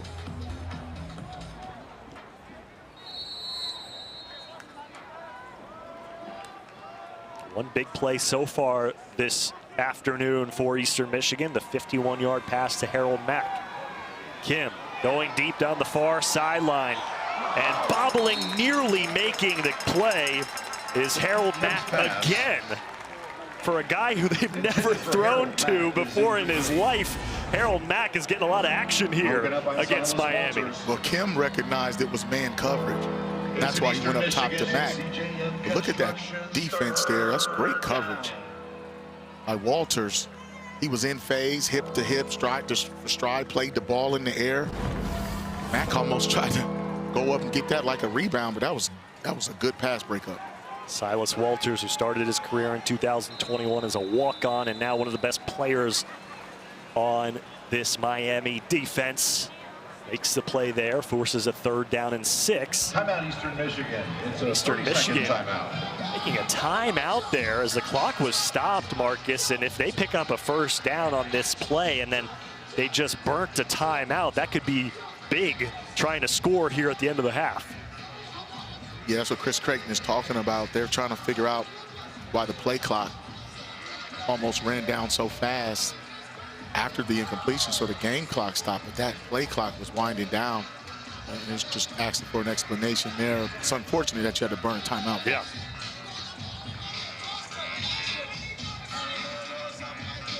Enjoyed talking to Coach Creighton earlier this week. He looks like the Dos Equis man, the most interesting man in the world. Both him and Coach Martin, the longest tenured coaches in the MAC. Chris Creighton's been rocking that beard now for a few years. It looks good, man. If I look like that, I would too. 3rd and 6. Eastern Michigan down to their final timeout here with 48 seconds to go and the ball in their own territory. Kim, pressure from the outside coming. Sneaks away, lobs it down the field. Mack open again, the basket catch for Harold Mack Jr. Where did this guy come from? Kim's pass is complete to Harold Mack. I tell you what, man, right there is when they missed the sack. Kim gets outside the pocket, throws, running to his left. They were in cover 2. That means it's half the field. Blakely was responsible for anything from the middle of the field to the sideline. He lost sight of Mack, and Mack looks like a dude, man, just out of nowhere. Literally out of nowhere, had not been thrown to at all this year. He's now had the 2 biggest passing plays of the game for Eastern Michigan. 39 seconds to go, and in the red zone are the Eagles offense. Kim, good poise under pressure over the middle and down to the 12-yard line as Joshua Long, his 2nd catch of the drive. Got to be impressed with that young man, Noah Kim, man. He's athletic, he's smooth, he's confident. Other than that one interception, I think he's really done a fine job executing the offense, knowing where to go, even though the offense started off slow. But when he throws that deep ball, it's pretty and it's accurate. 7 for 14 today, a touchdown and an interception for Noah Kim. Eastern Michigan uses their final timeout here. So it'll be a chip shot for Kessinger if Eastern Michigan can't advance, but also now you got to be wary of throwing the ball anywhere over the middle, because if it's not in the end zone, you've got no timeouts left. Definitely. So if they get a 1st down, that clock will stop. Then you may see a little spike. But I just think this drive has been very impressive, considering after they got the turnover and they marched this far with a couple big plays. Harold Mack, 2 receptions, 101 yards. Unbelievable. 2nd and 4. Eastern Michigan looking for halftime momentum. The throw to the end zone. It's caught. Harold Mack Jr. again. His 2nd touchdown of the day. Comes on the 12-yard pass for Noah Kim to Harold Mack. This young man here, man, I've done a few Eastern Michigan games this year, and I don't even remember him being out there like this. He has been an impact player. They ran a slot fade in man-to-man, and the timing of that was impeccable. Still gonna get the field goal? Still gonna get the field goal? And the extra point is good. Eastern Michigan, after the turnover by their defense, march right down the field, and they're back within 7. Watch the punch tackle. Boom, right there. Barry Manning knocks it out. Llewellyn. And then here it goes. Noah Kim rolling to his left. Heaves one up in cover 2. Versus cover 2 is to his playmaker. This young man, Mack Jr., making big plays out here. Then he comes back. Watch the timing. The ball placement. Low and outside where only his man could catch it. This young man is growing up awfully fast in front of everyone's eyes. Chris Creighton may have found a new weapon for that offense. Guy hasn't even played, hasn't made a catch, hasn't been thrown to all season long. And now 3 receptions, 113 yards, 2 touchdowns, and it just goes to show you, Marcus, you can prepare as much as you want as a broadcaster. Sometimes a guy like Harold Mack Jr. comes out of absolutely nowhere. And I mean absolutely nowhere. And he looks like he's been doing this all season. And that kick through the end zone. Miami will get the ball with 26 seconds to go. Miami will also receive the 2nd half kick. A couple of big plays. Just seemed like Eastern Michigan's offense had nothing going for it. Both times it's been Harold Mack just finding open space. Great patience on that last one. Blakey had a good look at the ball. Instead of trying to knock it down, tried to go for the interception, and it leads to a huge play for Eastern Michigan. Gets them inside the red zone, and then Noah Kim kind of does the rest. Yeah, I think Eastern came out kind of conservative on them first couple of drives, and then they found themselves down a couple of scores, and they said, let's just start taking shots. I mean, you got to fight back. Especially a ball control team, you're not going to have it much. That was a great drive there by Eastern. Well, Eastern Michigan, just 2-5 on the season. Picked up their first MAC win of the year last week against NIU. And they look to a diamond in the rough as Harold Mack Jr. has over 100 yards and a pair of touchdowns to keep the Eagles in this game. Miami's offense had been fantastic. They scored on 3 straight touchdown drives before the turnover that led to the 2nd Eastern Michigan touchdown of the game. At the half, 21-14, Miami on top. Back for more from Oxford, Ohio. When we return, you're watching the MAC on ESPN.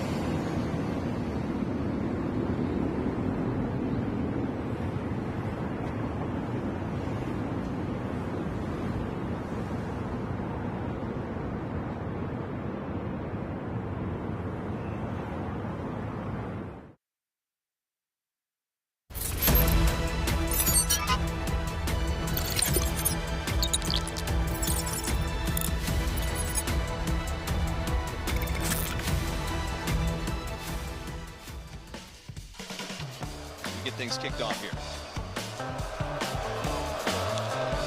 Play action to start. Gleason with a clean pocket. As Vandeross open. Did he make the catch? Yes, he did. Opening explosive play on the first play from scrimmage. Workload as this game goes on. Quick play action for Finn. He's going to take a shot deep. He put it on. Keith Reynolds. He's in the house. Touchdown, Miami. Let's check that. It was Cam Perry. At the University of Charleston in West Virginia. He stays in to protect. Quarterback takes a hit, and it's intercepted. Taken away by Bryce Llewellyn. To the 20, and tackled finally at the 15. The senior bandit from Indianapolis with a huge takeaway. They got to make something happen. They have had just the one scoring drive. Telly Johnson Jr., though, breaks free. It's a foot race to the end zone. Number 45 to the house.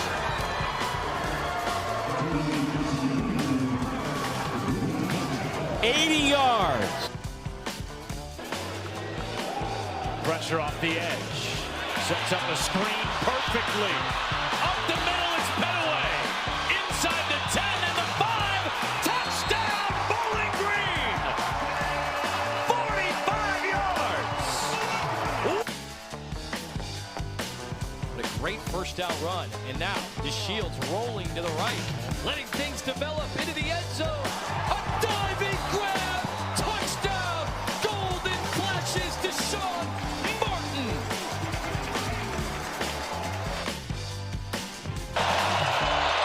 Gleason. Incomplete. Intercepted. They say it was picked off. I think he did. MJ Cannon, they do say intercepted it. Now this will be reviewed.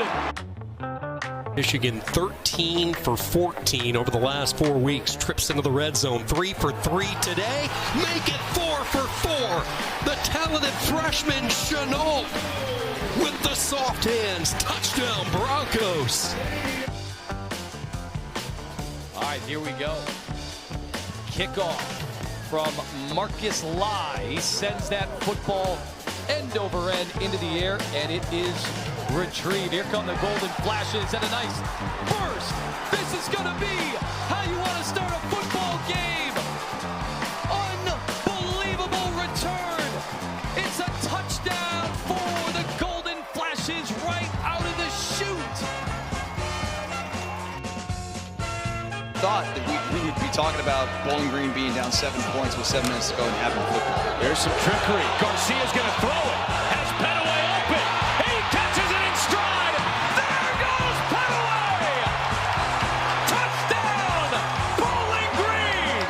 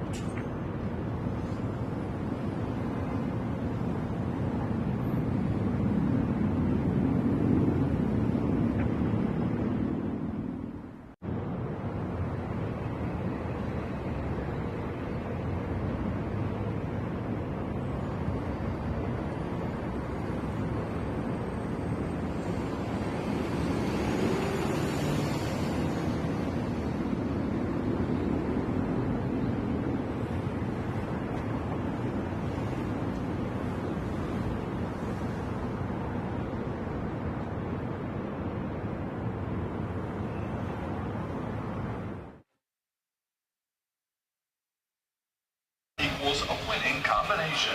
Halftime here in Oxford, Ohio, as we welcome you back to Eastern Michigan taking on Miami of Ohio. Eric Rothman and Marcus Ray here with you at Yager Stadium. And Marcus, it's never too early to look forward to next week's slate of action on ESPN Plus. It starts with Bowling Green against Kent State at noon Eastern, followed by Akron and Buffalo at 1. And then, Marcus, the game I know you're looking forward to the most right here in Oxford, Western Michigan, taking on Miami. Yeah, that's going to be a big one. You got two teams fighting for first place, depending on how this one works out today here in Oxford. I'm actually working that game too next week. Ball State at Northern, they're looking to bounce back. So it's going to be interesting to see how this plays out, this MAC championship race. But I think Western and Miami could be the two best teams in this conference, playing the best football so far. Well, we look forward to another weekend of action here on ESPN Plus as we get set for the second half between Eastern Michigan and Miami today, right after this.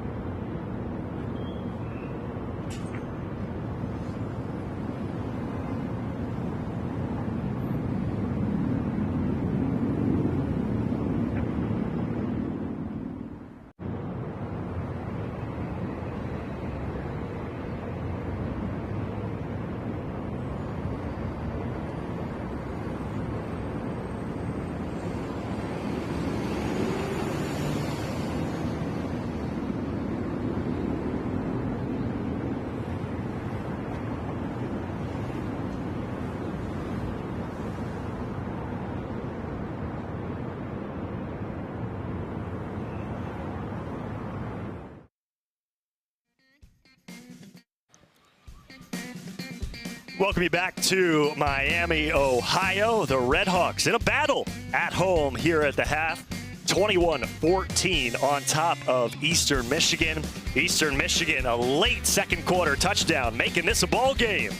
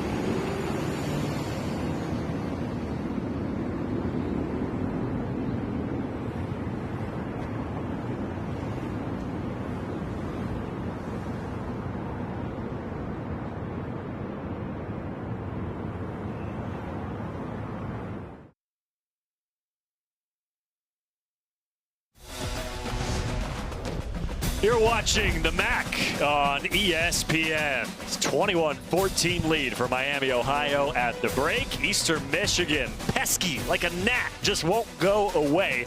Miami dominating time of possession in the first half, but only up by 7. Eric Rothman, Marcus Ray back here with you in Oxford. And Marcus, Daquan Finn getting it done on the ground and in the air. Out to a 14-0 lead early for Miami. Yeah, he's been very efficient, but Eastern Michigan came right back. This young man, Harold Mack Jr., the true freshman out of Fort Wayne, had a big half. But you'll see Miami, Ben, Shane, that's been a big connection for them all half, and the big fella goes in the end zone right here. So they've been trading blows back and forth. This was one of the best throws I've seen all season. Once again to Mack Jr. Kim finishes the drive with Mack Jr. scoring on that slot fade timing route. Man. Harold Mack Jr. leading the way with 113 yards receiving for Eastern Michigan. You see the time of possession there, Marcus, as we look at the first half stats. Miami's got to be going, we dominated that half. How are we only up by 7 points? Yeah, because they gave up some big plays there, and Eastern Michigan's offense has been very efficient. They haven't been able to run the ball. They're going to have to find a way to get Dante McMillan going. And Chris Creighton called McMillan over there as they were going to the halftime. And he said, let's go, Dante. We got to get going. That second MAC touchdown for Eastern Michigan started after a fumble recovery by the Eagles defense. And a good return here to start the third quarter for Miami as Keith Reynolds takes it out to nearly the 30-yard line as Miami, they've won 3 in a row this season, but they've got a 9-game MAC regular season winning streak, and you see what their stats have been during those 9 wins. Nearly 400 yards of total offense, allowing just 4 passing touchdowns. And Noah Kim's got 2 passing touchdowns against this Miami defense today. So back and forth in that second quarter, 28 points scored between the two in the second frame. And now Daquan Finn will start things off here in the third for Miami's offense.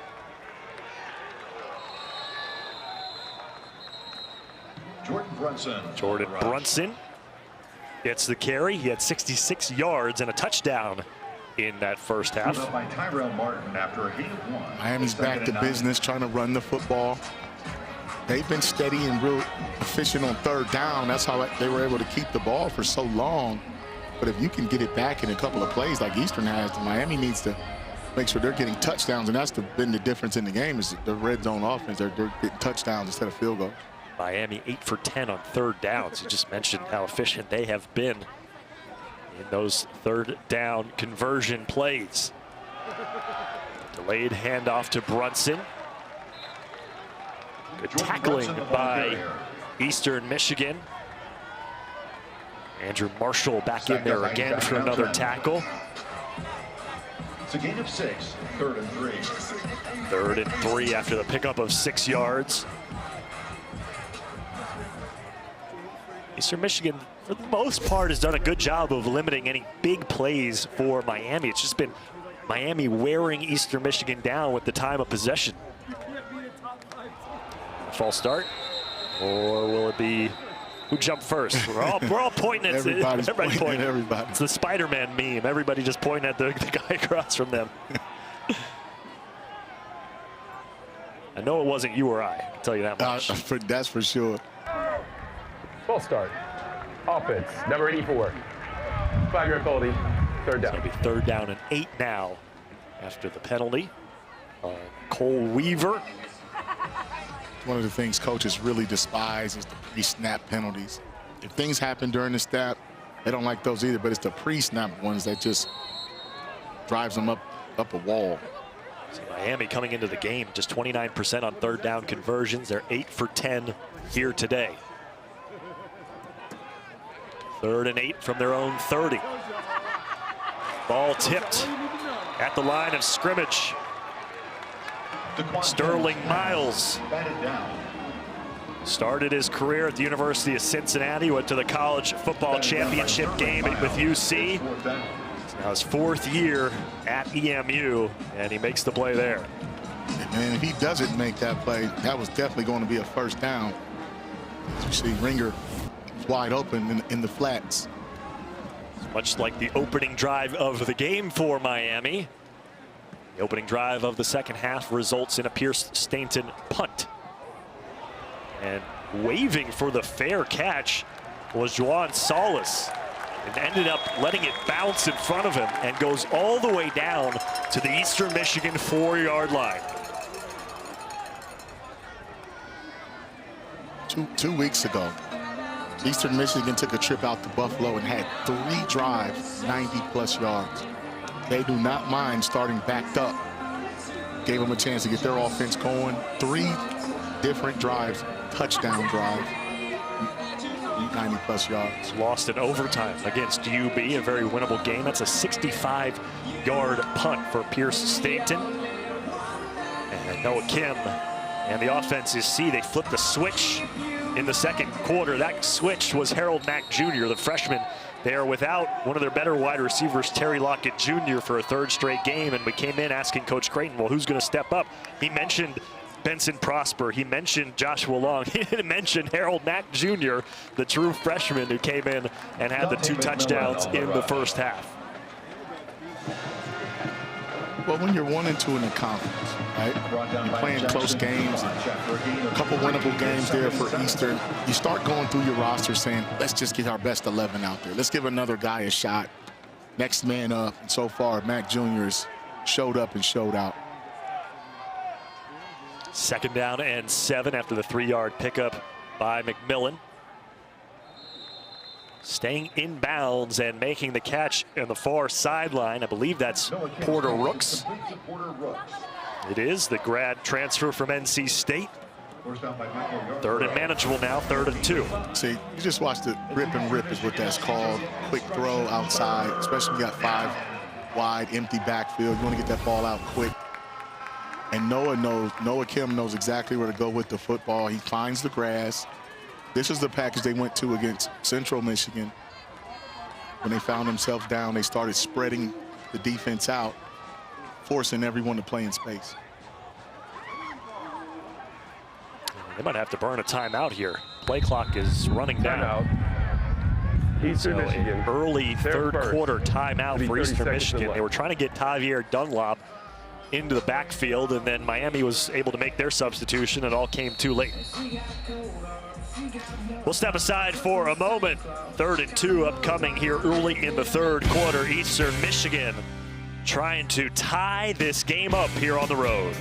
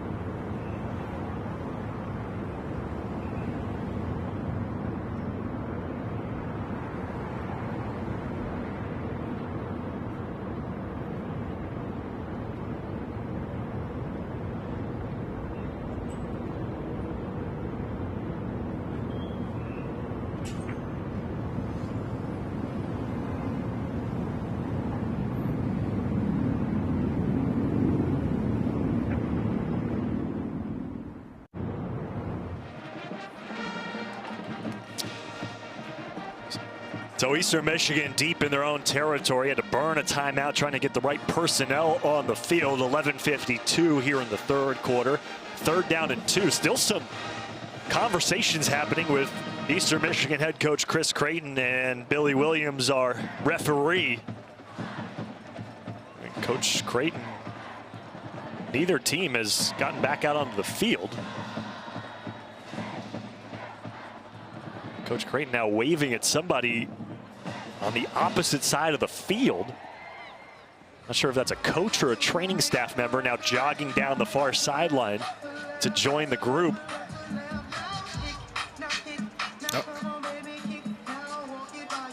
Might be having some headset issues with Eastern Michigan's communication system.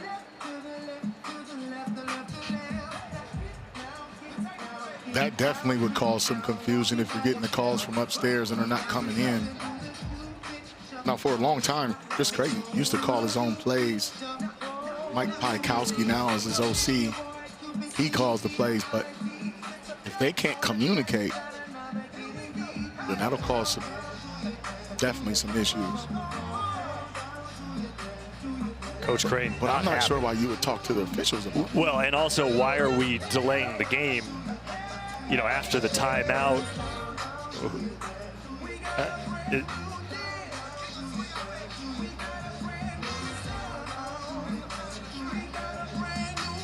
So we have gotten confirmation rather, that it is a headset issue.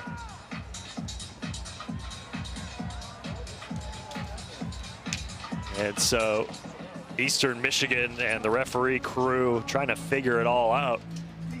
While we got a moment, we'll let you know that all of ESPN college football is now in one place with the all-new ESPN app.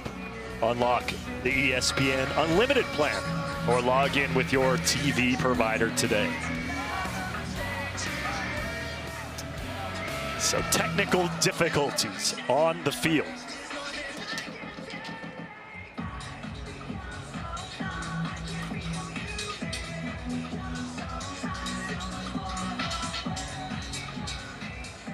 Now these days, Marcus, in the case of, you know, headsets not working, do these guys even practice hand signals anymore, or, you know, sideline boards and signals? It seems like everybody just relies on the headset getting the call in.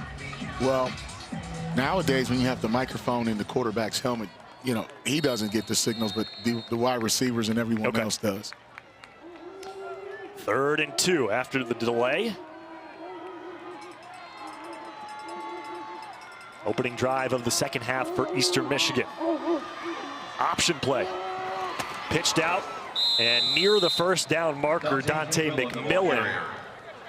And they're going to signal a 1st down. So McMillan, who really hasn't gotten much going in this game after back-to-back 100-plus yard performances for Eastern Michigan. Just 17 yards on the day, but he gets the 1st down and keeps the ball moving in the right direction for the Eagles.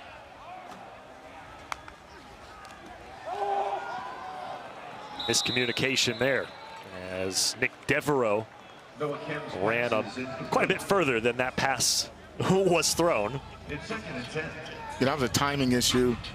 Noah Kim was expecting a 5-yard hitch. Devereaux ran a deeper route than he was supposed to, but that's it's like telepathing. Like, you have to be on the same page without yelling. Game clock operator, please set the clock to 11 minutes, 16 seconds. Now a clock issue as well. Thank you.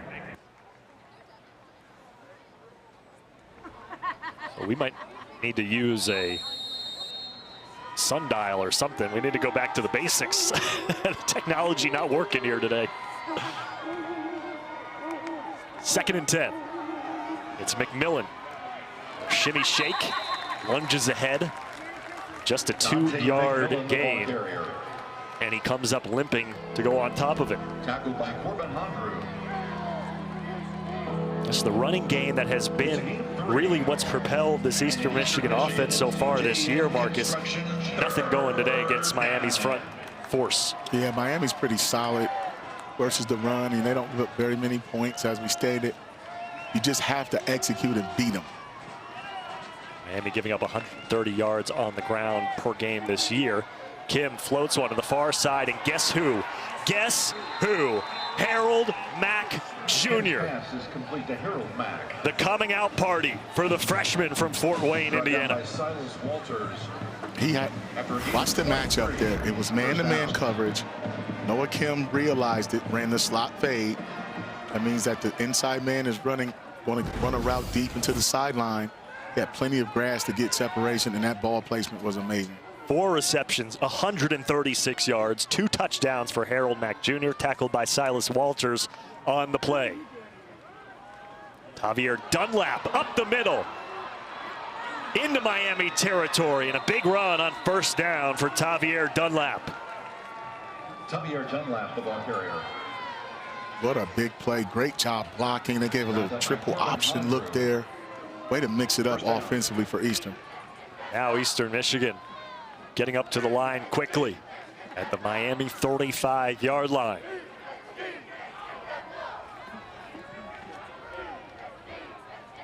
Eastern Michigan trailed by as many as 14 in the first half. Now McMillan Dante McMillan, the ball carrier. yet to have a breakout run in this game. Just 2 yards on that first down carry. It's 2nd and 8. They're going 21 personnel, 2 backs, 1 tight end. Kind of old school, two true running backs, 1 true tight end, and forcing Miami to play some fundamentally sound defense, see if they can get lined up. They're trying to balance this defense out.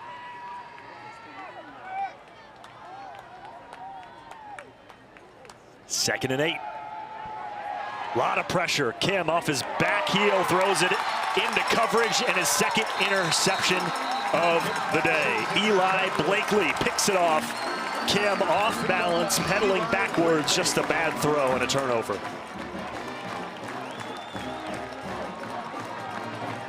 Very uncharacteristic throw by Noah Kim. But Miami's defense is so well coached. You'll see they weren't fooled. You see the pressure up the middle. That young man, Malcolm McCain, number 3, he's been a problem too all day. That time you just can't throw the ball late back across the other side. You got to throw that one out of bounds if you're Kim. I think there was this, he didn't understand where his receivers were going to be, and he was under duress. First interception of the year for Eli Blakey, the redshirt senior from Louisville. Second turnover by this Miami defense. Eastern Michigan having the momentum just snatched away. Miami starting this drive at their own 38-yard line.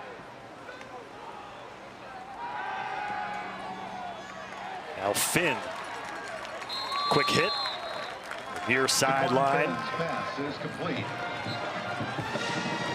To Braylon Isom, second catch of the day.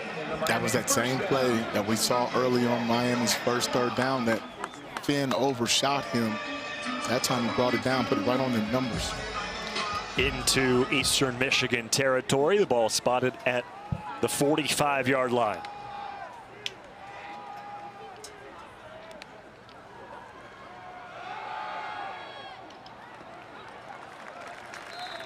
Good first cut by Jordan Brunson.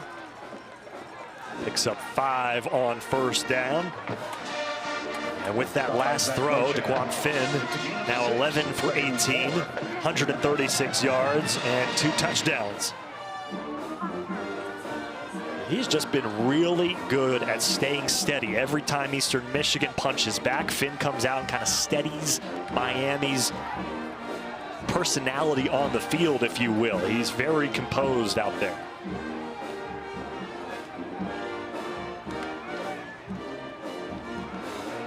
They go back to Brunson. He finds a hole on the outside. 1 man to beat. He dives for the pylon, and he's just short. Jordan Brunson, his biggest run of the day, pushed out of bounds by Jason Marshall. See, when they shifted that formation, it caused Eastern Michigan to be out of sync defensively just by alignment. They set them up, got them lined up, switched the formation, and Brunson did the rest. We'll take a look and see. I thought he got in. Ooh, I think you might be right. Now, well, they're not going to look at it. So a flag comes in. False start called against Miami. So not only did we think maybe he got in for the touchdown, 5-yard penalty.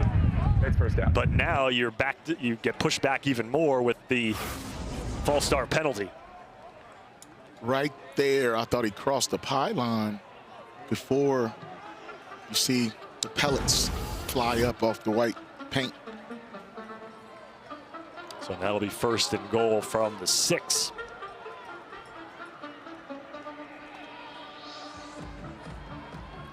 ...117 yards on the ground for Jordan Brunson.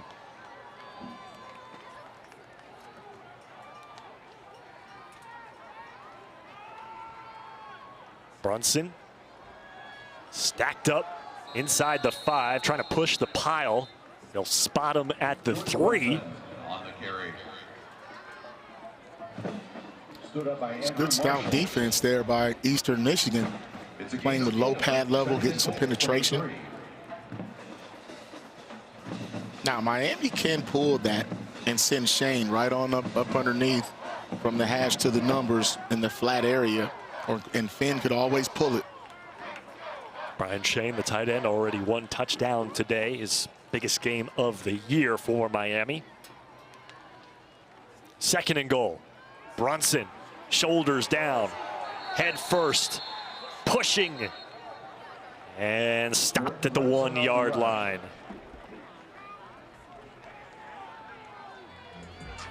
Like Bryce Llewellyn, among others, as well as Warren Stevens, Tayo, the line of scrimmage. Big fellas in there fighting, scratching and clawing.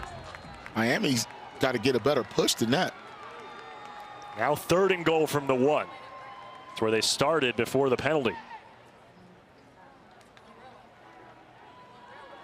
Finn keeps it himself, pops outside, and runs in for 6.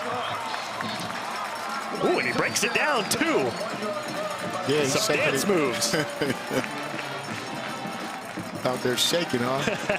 Shaking and baking. I told you he might pull that thing. That's what they were really setting Eastern Michigan up, was for everyone to crash down inside. They didn't think Finn would pull it. And he has a choice.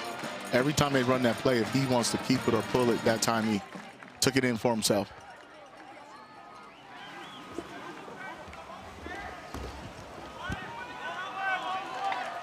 Kessinger, or excuse me, Jobin with the point after to make it 28-14 Miami. Blakey, the interception. And Finn, the touchdown. Miami back up by 14. 5:28 to go here in the 3rd.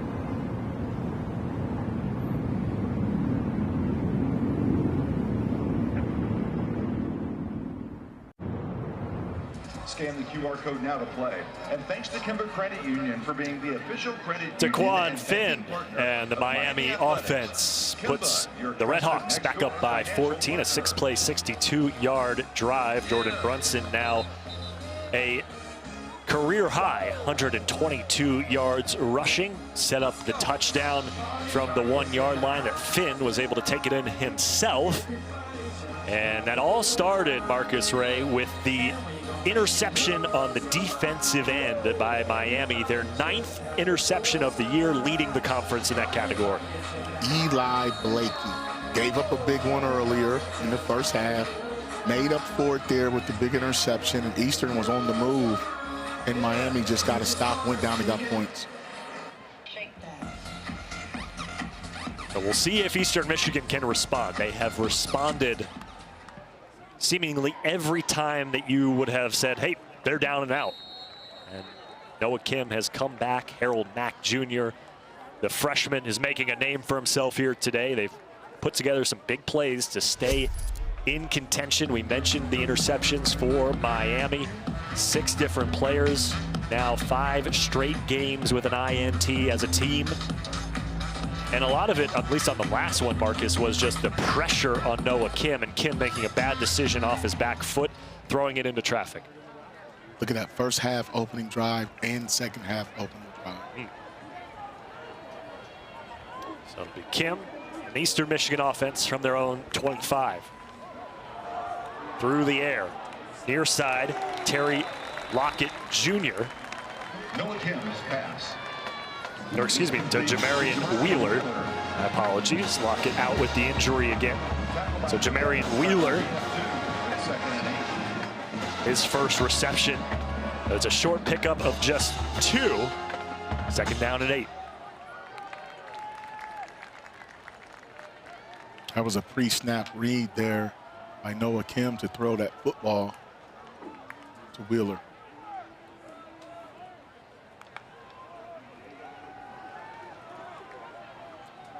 Kim had a man open. It was Porter Rooks.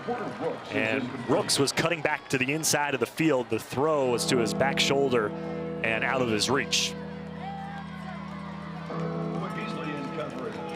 Yeah, that was a curl route there, and the timing looked like it was a little bit off. His route got disrupted. It's good coverage there by Miami. Eastern Michigan 4 for 7 on 3rd downs today. 3rd and 8 here with 4:46 to go in the 3rd quarter.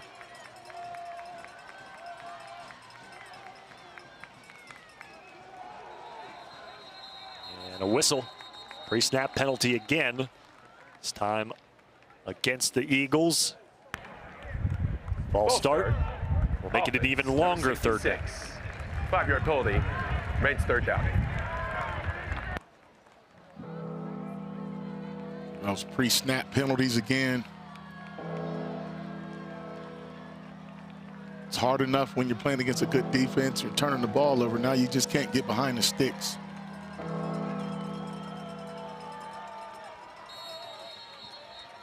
Third and 12 for Eastern Michigan.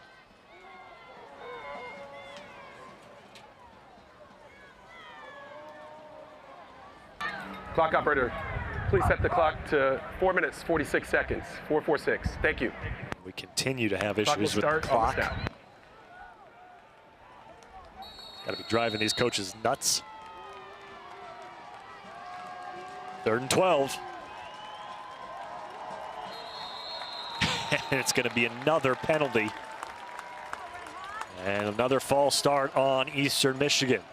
So you went from a 3rd and 8 now to a 3rd and 17. Offense, number 65. 5-yard penalty. Remains 3rd down. A lot of movement up front. That's the center, Gallegos. They know Miami's coming here, pinning their ears back up front. Linebackers creeping and walking around. A lot of pre-snap movement.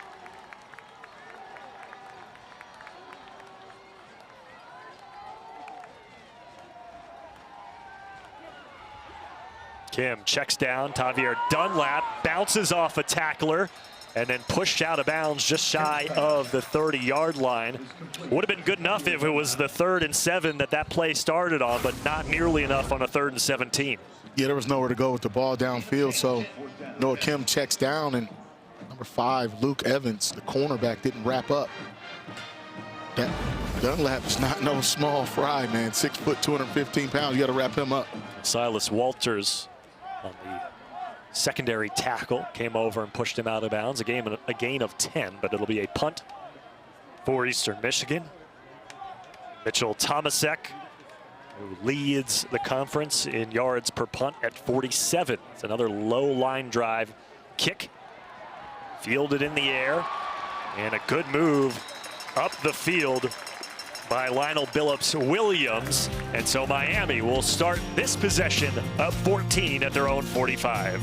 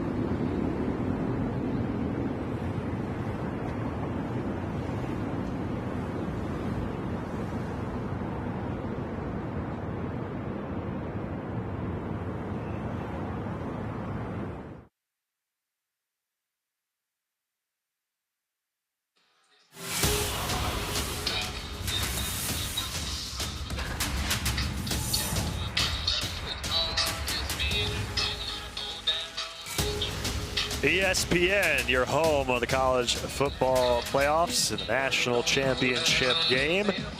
Miami, 28-14 lead here over Eastern Michigan. They have the ball coming out of the break, and their starting running back, Jordan Brunson, just made his way to the locker room. So it's Josh Ringer in the backfield. Brunson already a career day for him. And not sure what the issue is with Brunson. This was a moment ago, him making his way off the field. 122 yards on 23 carries for Brunson here today. Yeah, he's put in some good work, got some good numbers, and that running back room has been banged up all year. Be interesting to see what his situation is. Well, they're without Kenny Tracy, who had already 2 100-plus yard games this year, and now he's out for the season. Josh Ringer was kind of the next man up. He missed 2 games with an injury. He's back out there today, but has not been the primary back because Jordan Brunson has kind of taken over that role. And that is the first reception of the game, Marcus, for Cam Perry, who finally gets a catch here late in the third quarter. Yeah, they'd much rather him catch a 5-yard hitch than a 30-yard bomb. So that was good play action. Nice job there by Finn, keeping his eyes downfield to locate Perry in that open space. 17th first down of the day for Miami. Under 3 minutes to go in the third. Eric Rothman, Marcus Ray here with you in Oxford, Ohio. Miami riding a 3-game winning streak. They've won 9 straight regular season MAC games. If you include today, Marcus, I believe they have 4 straight conference home games on the schedule, as Finn is tackled after the QB keeper for just 2 yards. So a chance to really do some damage in the conference if you can win at home. Yeah, I tell you what, if you can win at home, then you got to have what's called TNT, Eric. Toughness and talent. That's how you win close games, and that's how you win on the road. I think Miami has that TNT. We'll see how this finishes out here. But that last play there, Brian Shane didn't hold his block long enough for Finn to get outside of the defense and make a play. 182 total yards for Finn. He's got 1 rushing touchdown on the day. Lobs this one, it's to Shane. And just out of his reach as the tight end got turned around as Barry Manning was in coverage. Yeah, he shot that ball a little bit too high for Brian Shane. Right here to the boundary. I like the athletic attempt to go up and get it, though. I like seeing guys leave the ground trying to catch the ball at the highest point. Shane has been very active today, leading the team in receptions and yards. 4 for 56. As you see the third down numbers there, 9 for 12 third down conversions today for Miami. It's a 3rd and 8. Finn steps up to his right. Pass complete. Lionel Billups-Williams, another 3rd down conversion for this Miami offense. Just very efficient. I mean, when you have a quarterback with this type of game experience and poise, just watch Finn. Just eyes downfield, steps up in the pocket, extends the play a little bit, gives his receiver, Williams, time to get out there and make a big-time catch and run on 3rd down. Jason Marshall came and finished the play as Billups-Williams, the 1st down catch. Minute 10 to go here in the 3rd. Miami, Ohio has led by 14 earlier in this game, as well as now looking to extend it even further. And a good move by Finn as he beats one man and then weasels his way out of bounds before getting hit just shy of the 1st down marker. So you get a little zone read action to the boundary. He takes the dive, and now that's the matchup that they want. They want Marshall on Finn in space. They feel like they could win that, and they sure did on that play. But that's been their game plan all afternoon, is lining up 3 receivers to the wide side, a tight end by himself, and running that same exact play, and it's been working. Marshall, after missing all of last year due to an injury, top 3 in the team in tackles this year, but missed that one as Finn picks up 9. Now Finn keeps it on the RPO, and Josh Ringer, his running back, took a massive hit, but it was enough to open up a hole, and Finn picks up the 1st down. Yeah, his read is the defensive end. So they're allowing these defensive ends, Miles and Evans, to get up the field. If he takes the running back, tackles him, then you'll see Finn pull it. But if he gets up the field, then he'll hand it off. Miami in the red zone. Daquan Finn getting it done with his arms and his legs. It's a 14-point lead after 3 quarters here in Oxford as the Red Hawks trying to extend what right now is a 3-game winning streak.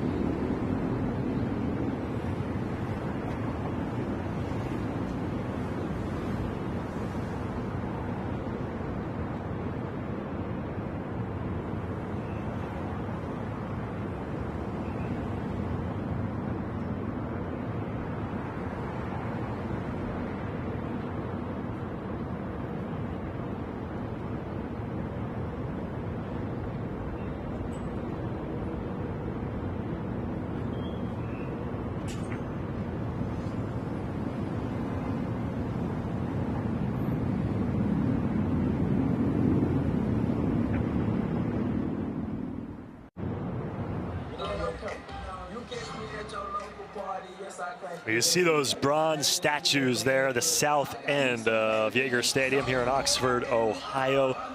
The cradle of coaches that have come through this university are really unlike any other. Ara Parseghian, Paul Brown. Newest additions include Sean McVay and John Harbaugh, Bo Schembechler.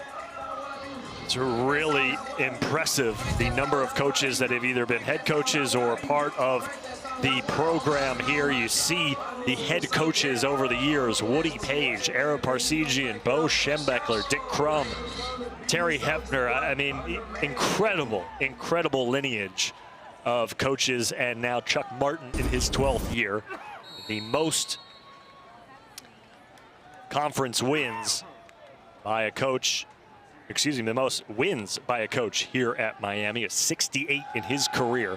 Looking for number 69 today. That pass batted down, intended for Cam Perry. Good job by Bryce Llewellyn, as well as Tyrell Diener on the coverage. Yeah, they tried to hit that corner route. Dangerous throw there, I would say, by Finn, trying to lob it over. You see Diener, 22, getting up, getting a piece of that ball too.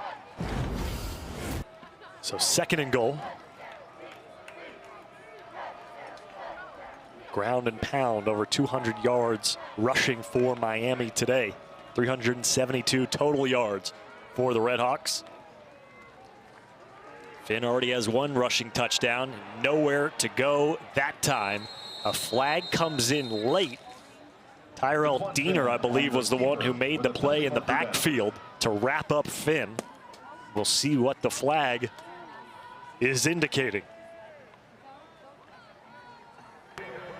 Personal foul. Illegal blow below the waist. Defense. Number 90. Half the distance to the goal from the previous spot. Automatic first down. Eastern Michigan shoots himself in the foot with that penalty on Gonzalez. Let's take a look and see exactly what he did below the waist there. You saw.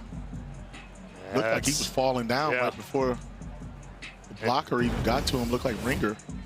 Also didn't even look like he really made contact with Ringer. So Eastern Michigan, after the penalty, now on their heels. 1st and goal for Miami inside the 5-yard line. Finn keeps it himself, his 2nd rushing touchdown of the day.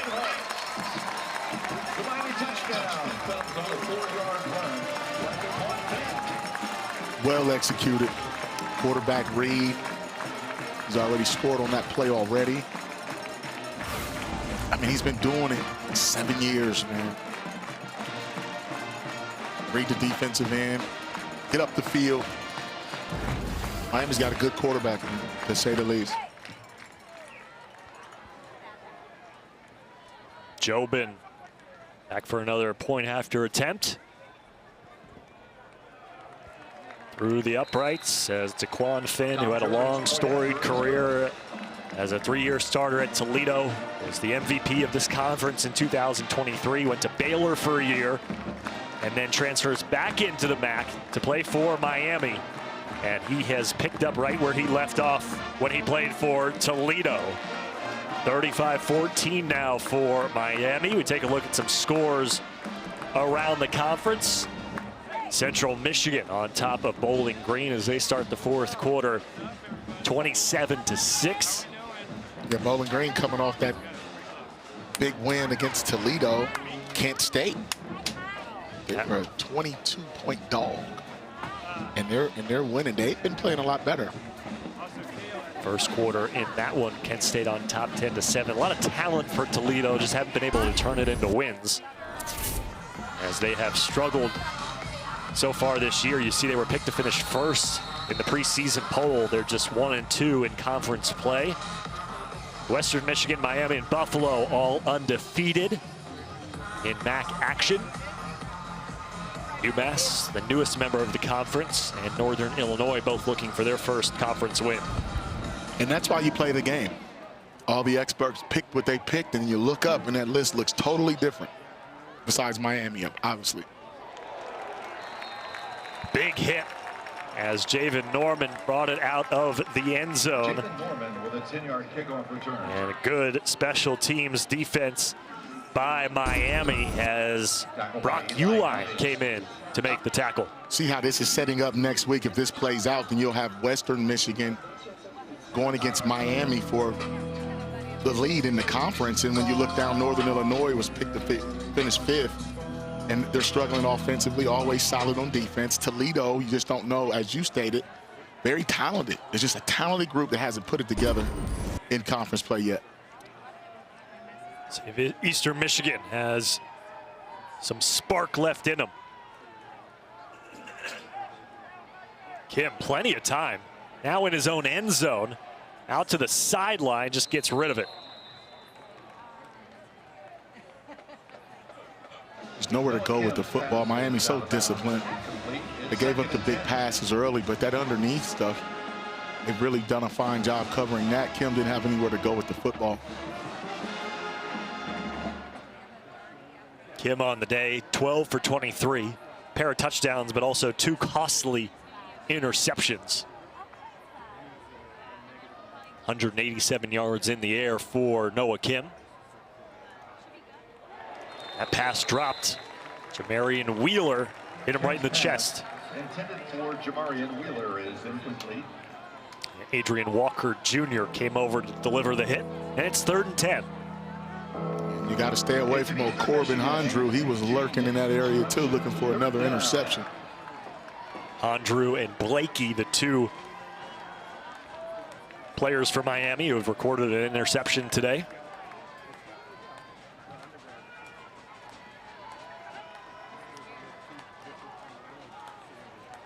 Third and 10.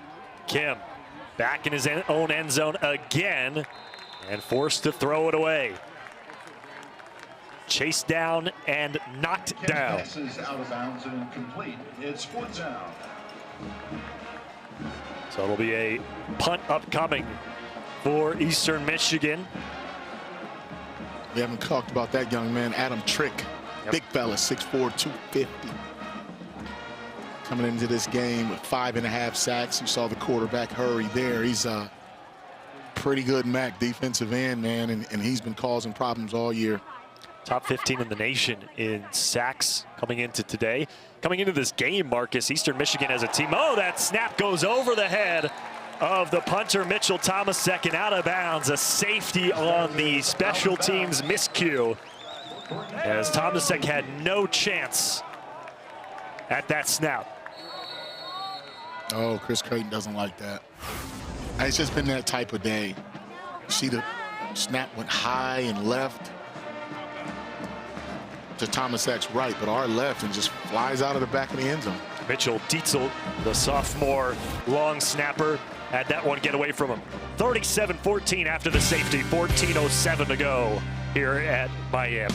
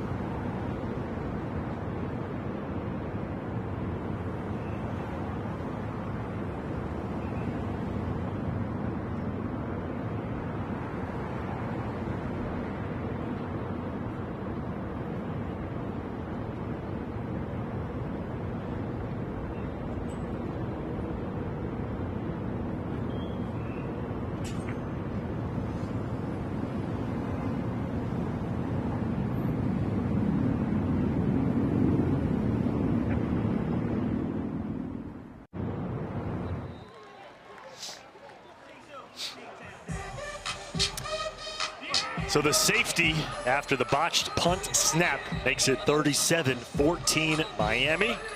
Here at home, fourth quarter, 14:07 to go. Eric Rothman, Marcus Ray with you. It'll be Miami to get the ball. Keith Reynolds back to receive for the Red Hawks. Good defensive stand by Miami to force the punt in the first place. And then the errant snap over the head of Mitch Tomasek. Miami in complete control here at home, looking for what would be their 10th straight MAC regular season win. That's an unforced error, too. It's just one of those plays where it doesn't happen often, but it can and will. It's not even, well, that wind is blowing pretty good over there if you look at those flagpoles. I don't know if it drifted the ball or it sailed it. Reynolds fields it at his own 8-yard line. And he's got some room to run out to the 40. Good kick return for Keith Reynolds, a 32-yard return to set Miami up, start their drive in good field position. I think Miami has played a very complimentary game, offense, defense, and special teams. They've been very efficient in the red zone, 5 touchdowns. An area where they struggled. You see the rush yards today, 217, averaging 150 coming in. And they've had the football for a long time. You run that football, protect your defense, and you keep the other team on the sideline. Jordan Brunson leading the way on the ground with 122 yards, but we saw him go to the locker room a little while ago, so it's been Josh Ringer in the backfield. Daquan Finn has 64 rushes and 2 touchdowns of his own.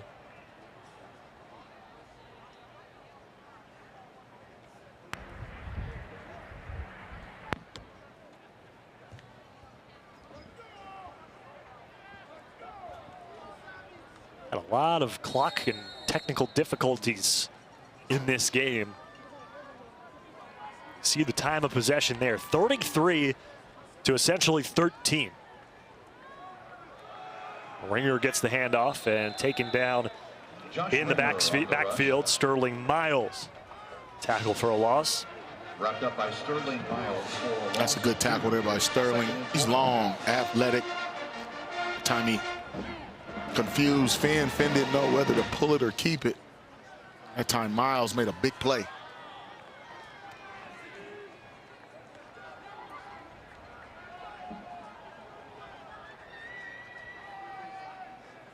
Daquan Finn, what a career he has had across multiple schools.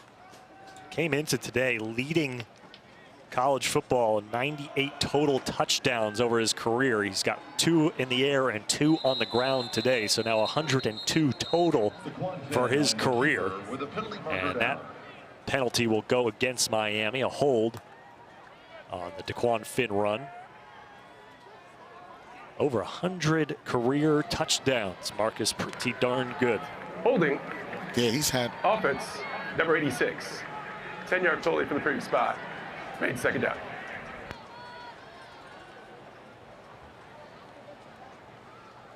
That's on old Shane.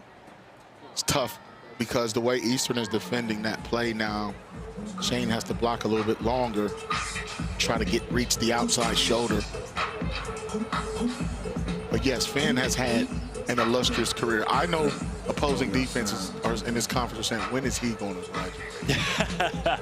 Well, I'm sure the rest of the conference was thrilled when he transferred back in after going to Baylor for a year. 2nd and 22 now for Miami after the penalty. Clock running, 13 minutes and change.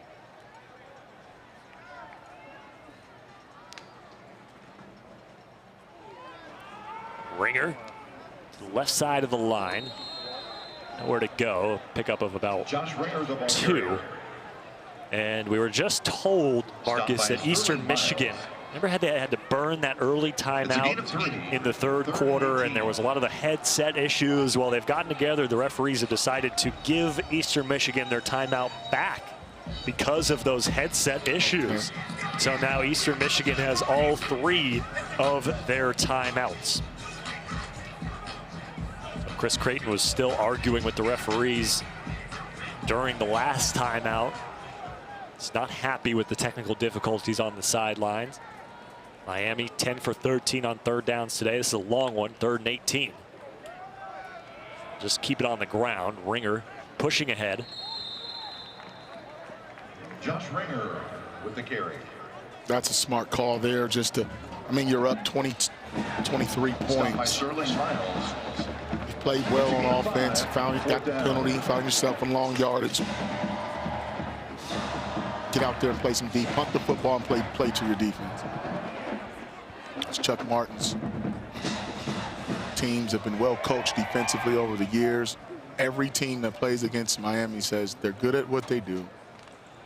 They're not sexy, they're not fancy, but they're efficient, and they're just good at playing sound, fundamental football. 3rd punt of the game for Pierce Stainton. Play again. Offense, 5-yard penalty. Still be backed up even more. Ball start on the Red Hawks. Seen a bit of sloppiness on both sides of the ball today. Yeah, it hasn't been clean. A lot of penalties and turnovers. Stainton already has a 65-yard punt on the afternoon. Their catch called for and made at the 26-yard line by Porter Rooks. Eastern Michigan football trailing 37-14 when we return here in Oxford, Ohio.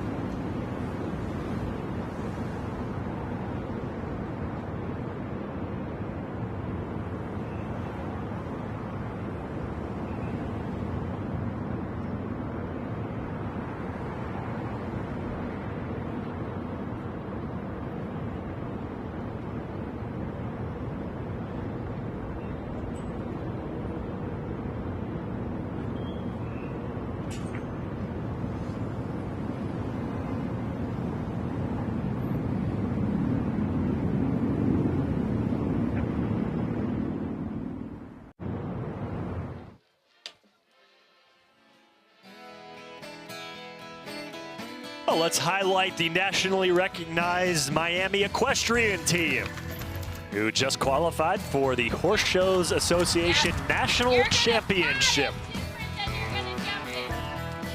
Marcus, you big horse rider? Never. No, I'm not. I would ride a horse. I don't know if I would ride one that was jumping over things. Right. It looks fun, man. 100 riders on the team, coached by Heather Pinnock. Congratulations to them for being named the reserve champion at the recent Zone 6 finals, qualifying them for the national championship. Eastern Michigan football.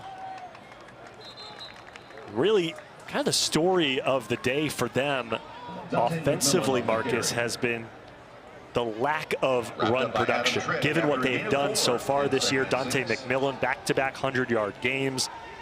Coming off a 23-carry, 104-yard performance in the win against NIU, and they just have not gotten anything on the ground. Plus the fact they've trailed nearly this entire game, so forcing Noah Kim to make some more plays in the air than maybe he wants to be doing. Yeah, they just haven't been able to get it going, and I just think Miami's front four, those big fellas up there, Andrews, Rice, Trick, and those guys, they're just playing at the point of attack and winning at the line of scrimmage. Defense, number 90. 10-yard penalty added on to the end of the run. The result in first down. Hold on the offense, or excuse me, on the defense against Miami. Correction, fouls on number 92. 92 is on Roosevelt Andrews III, the defensive tackle. Mentioned Adam Trick, who had the QB hurry that led to the punt, that led to the safety, and you mentioned he has 5.5 sacks on the year.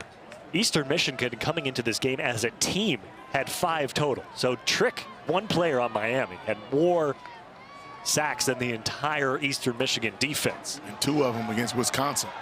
Harold Mack Jr., did he come down with it? He lost it going out of bounds while he hit the ground. What would be another big play for the true freshman? They are going to say he did make the catch. And he has been the biggest bright spot of this Eastern Michigan offense all day long. Yeah, and he's doing it running the same route, the slot fade. That time he beats 26 Eli Coppice. Yeah, that's a clear catch. Yeah, that's a catch. What a day for the true freshman who had not had a reception all year long. Now he's got 5 for 169 and 2 touchdowns with 10 minutes to go here in the fourth quarter. Fakes the pitch, Noah Kim nearly intercepted, and a flag comes in as Blakey tipped it out of bounds. I'm wondering, though, it's going to be pass interference against Miami, but did the tip happen before the contact? I thought it did. Yeah, I think they're going to talk about that, and it may be like defensive holding, so they would be able to call that. There's no foul for pass interference. The ball was tipped. There you go. Result of the play is second down. Yeah, there was some contact, but it seemed like it was after Blakey touched the ball. So we'll see it here. It's a good zone drop there by Blakey. Yeah, there's the yank. And then there's the contact. Yeah, after that ball is tipped. Yeah. Michael Yarbrough would have been called for the pass interference if not for Blakey getting a hand on it. 2nd and 10 now.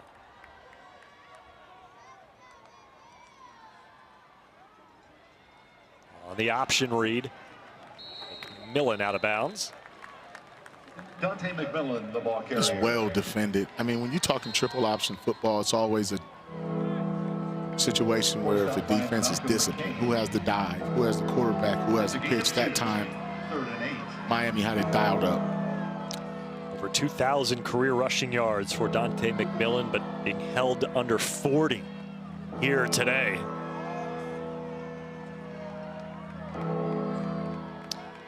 Third down and 8 from the Miami 19-yard line.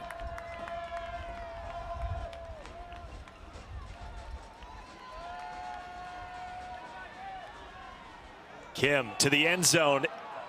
Touchdown, Eastern Michigan. Nick Devereaux tracks it down, and Eastern Michigan not dead yet. From Noah Kim to Nick Devereaux. That was a pretty ball. That was a pretty ball, corner route, big red zone route, all levels of football. You'll see he's lined up at the outside receiver, and he ran it. Normally comes from the inside. I'll tell you what, Eastern Michigan, when they were clicking, they made plays like that, but then they have the 2 turnovers, and the game is still a little lopsided. Showing some life as they go for 2, and the 2-point conversion is good. Porter Rooks to make it a 37-22 game here with 9:07 to go in the fourth. Noah Kim to Devereaux. Eastern Michigan's not done. Then he comes back on the 2-point conversion, rolling to his right, throwing left. Miami up 13.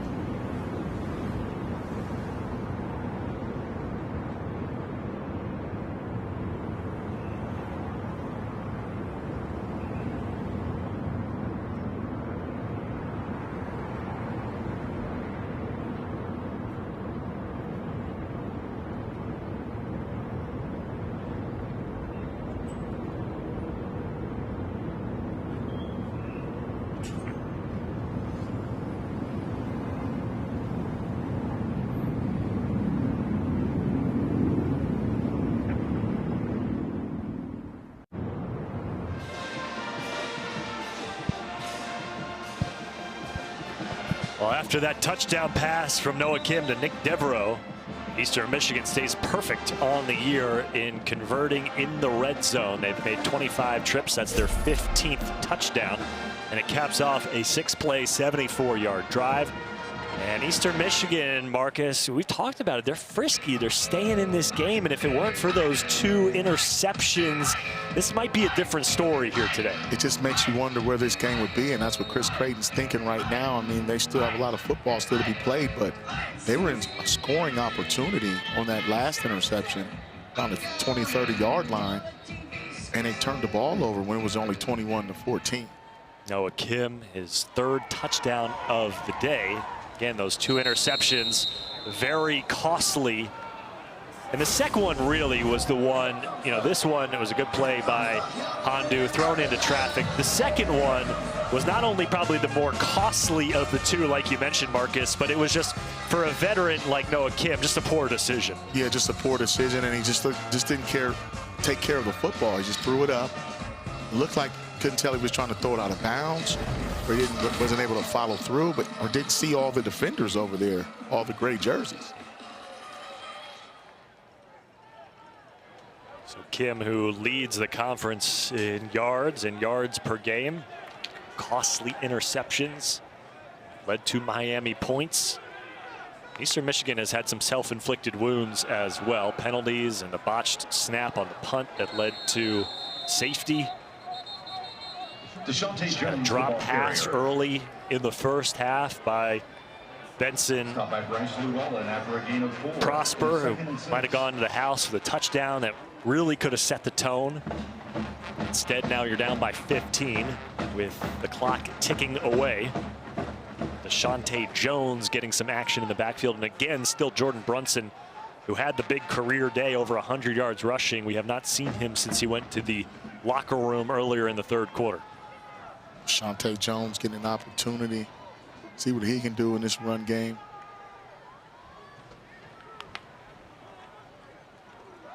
Back to Jones on the ground. Big hole up the middle. Breaks a tackle. Jones across midfield. Inside the 30 and down at the 25-yard line. Deshante Jones, the redshirt freshman. A big breakout run. Watch this young man out of Cleveland, Glenville High School. Look at the patience. He gets it up the middle. He's hard to bring down at 5'10", 248 pounds. I actually coached against him 2 years ago when he was a senior, and he took a play just like that, 50 yards on the first play for a touchdown. That young man knows how to run the football. 46 yards on the run for Deshante Jones, the longest run of the game for any Miami running back. And again, the run defense for Eastern Michigan, the worst in the country. And Miami exploiting that here today. Josh Ringer, the carrier on that one. It's a gain of 4. 277 yards on the ground for Miami. Chuck Martin's got to be happy with that. Yeah, and I think he's pleased that he coming in with a game plan, running the football, showing some balance offensively. And Eastern Michigan struggled against the run early on in September. A lot of it was missed tackles and yards after contact. Now it's really not the tackling. It's once you get on film, people start scheming you a little differently, getting you lined up and then attacking your weaknesses. 3 on the play clock. Miami trying to milk out this drive as best they can. Ringer cuts back inside, dives forward near the first down marker. They'll spot him about a half a yard short, just outside the 15-yard line. Bring up 3rd down and 1. It's a gain of 5, 3rd and 1. Yeah, Miami's keeping it nice and basic. They're running what's called a split zone. So when you get the jet action in the backfield, a little misdirection, you get the tight end lead blocking, and then the offensive line zone blocking the other way. And it gets a little confusing for a defense, especially at linebacker. You have to play with a lot of eye discipline and understand where your run fit is. 3rd and 1. Miami has been great on 3rd down conversions today. Jones pushing ahead, and it'll be enough for a first. Deshante Jones with the rush. 11 for 15 on 3rd down conversions, Marcus. Miami just been getting it done in tough situations. Yeah, and they're just taking what the defense is giving them. All they needed was 1 yard, and that's what they did. That's what they earned. And then they've been able to convert, even when it's not short yardage.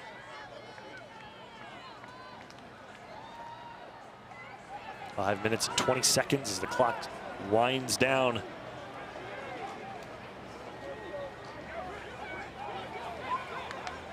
It's been a very composed offense for Miami, thanks to the leadership of Daquan Finn. Jones breaks a tackle, gets inside the 5-yard line, close to another first down. You see here, it's that zone play I'm talking about. Look at the patience and the footwork. I mean, this man gets his feet in the ground, gets north and south at that low center of gravity, but he can run the football. Bryce Llewellyn making the tackle, and an injured Eastern Michigan player, Caleb Dobbs, being tended to.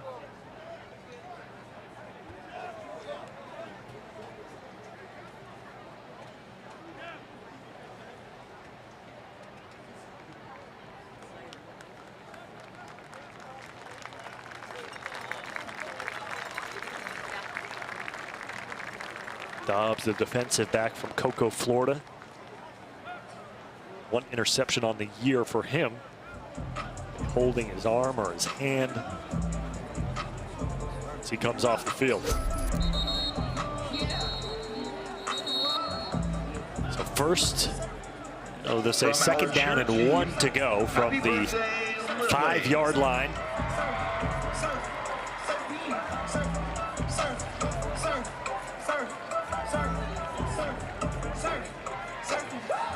Remember, Finn likes to pull that football off that zone read down in this area. Look at the time of possession, Marcus. 40 minutes to 15 minutes. Miami just controlling the football today.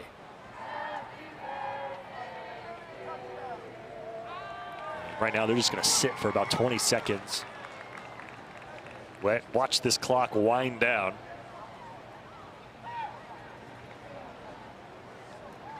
Look at the discipline of those offensive linemen. That's why you squat, man. As those wall sits. 5 on the play clock now.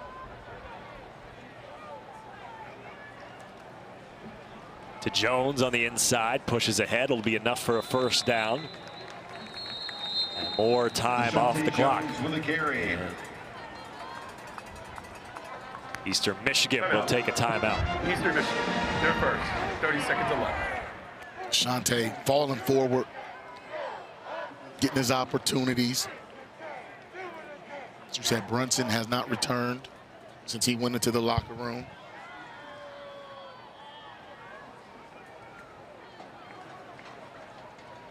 And Jordan Brunson, for a guy who was essentially coming into the season the 3rd running back on the depth chart for Miami. You had Kenny Tracy go out. Okay, well then Josh Ringer is going to step up. Well, he gets injured. He misses the last 2 games, was questionable today. Brunson has come in and, really played some great football. It's over 100 yards today. He had 72 in the win last week against Akron, and really couldn't ask for much more from Jordan Brunson. Yeah, he's running downhill, breaking tackles, making people miss. He put the ball in his hands, man, and like that run right there, he just broke the game open. So hopefully whatever the injury was that he went to the locker room, it seemed like he was running pretty fine going into the locker room. Hopefully for the sake of the running back unit for Miami, which has been beat up all season long, you hope that nothing serious for Brunson. Back to Jones into the pile. See Eastern Michigan burn another timeout here. So good job by Miami to some situational football here and force Eastern Michigan to take their timeouts. And even if you don't get the touchdown for Miami, you can center that football up. Yeah. Kick essentially what would be considered an extra point field goal from that distance. And then you can put this game at an 18-point situation and put the ice on it. I'll check in around the conference once again. A couple games going on right now in the MAC. Central Michigan still on top as that one winds down. And Kent State and Toledo all tied up at 10, 6:53 to go in the second quarter. Oh, Kent State fighting back, huh? Got that big win and snapped that losing streak in the conference. And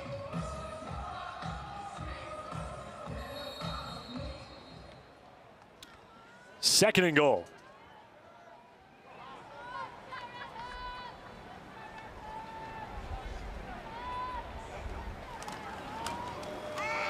Jones leans forward, and he gets the touchdown.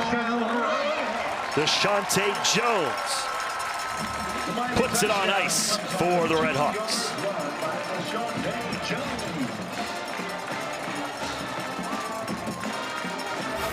that was a good, tough run. Watch how he falls forward, hit his shoulder square to the line of scrimmage. Llewellyn's a pretty good tackler. That time he got there half a yard too late. Jones with his 4th touchdown of the season. And the 4th rushing touchdown of the day for Miami.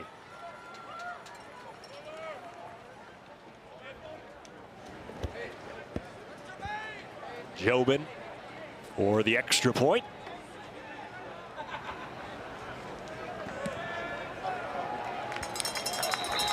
A 44-22 lead for Miami. Going to stay perfect in that play this year.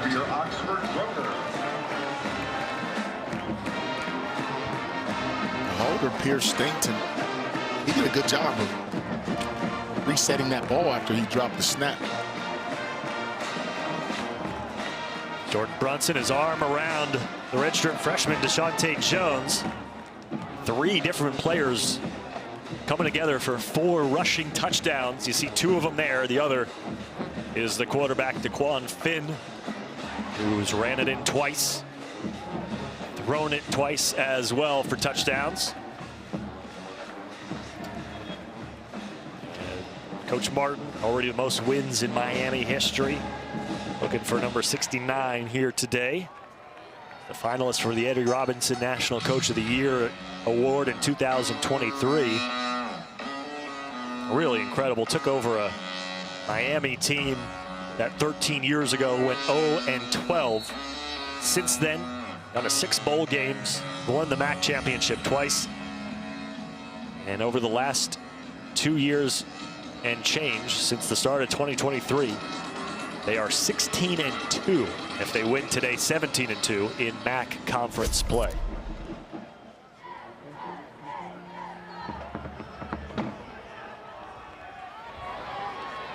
Return for Eastern Michigan, Javen Norman across the 20-yard line. Javen Norman with an 18-yard kickoff return. Take a look at those numbers, man. This program has been able to do. 736 wins, 326 of those coming in this conference. 9 bowl wins. Some great coaches, great players. Of course, Ben Roethlisberger, maybe the most famous of all the Red Hawks. Now, Eastern Michigan at this point, Marcus, just trying to get a good feeling leaving this game. Noah Kemp's pass is complete. Yeah, but this is still situational football for Eastern Michigan, too. It's like you still want to try to score if you're Chris Creighton. When you put it on tape, then you work on your 2-minute offense. So it's not time to hand the ball off and get out of here. It's time to get some stuff on tape and still try to score and run your system. Pass to Nick Devereaux.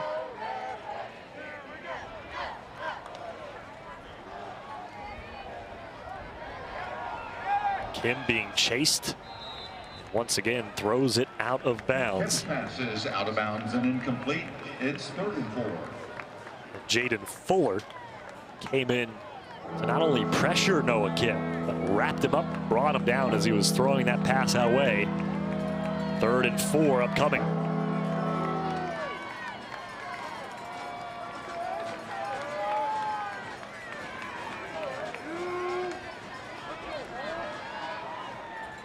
Hand it off Javier Dunlap. Javier Dunlap, the ball carrier. 4th and short. And no reason to punt it away here if you're Eastern Michigan.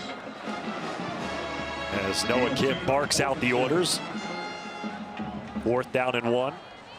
Their own 28-yard line.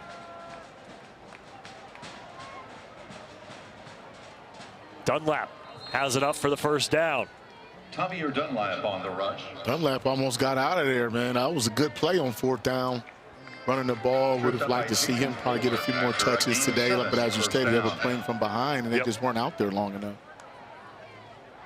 Just couldn't get the running game going early, and then when you're down a couple touchdowns, really forces you to go after those big plays as Kim runs away from traffic. Out of bounds with 2:17 to play. Right now, Miami's just playing their zone coverage. After a gain of 4, it's 2nd and 6. Rushing 4 people, trying to get to Kim.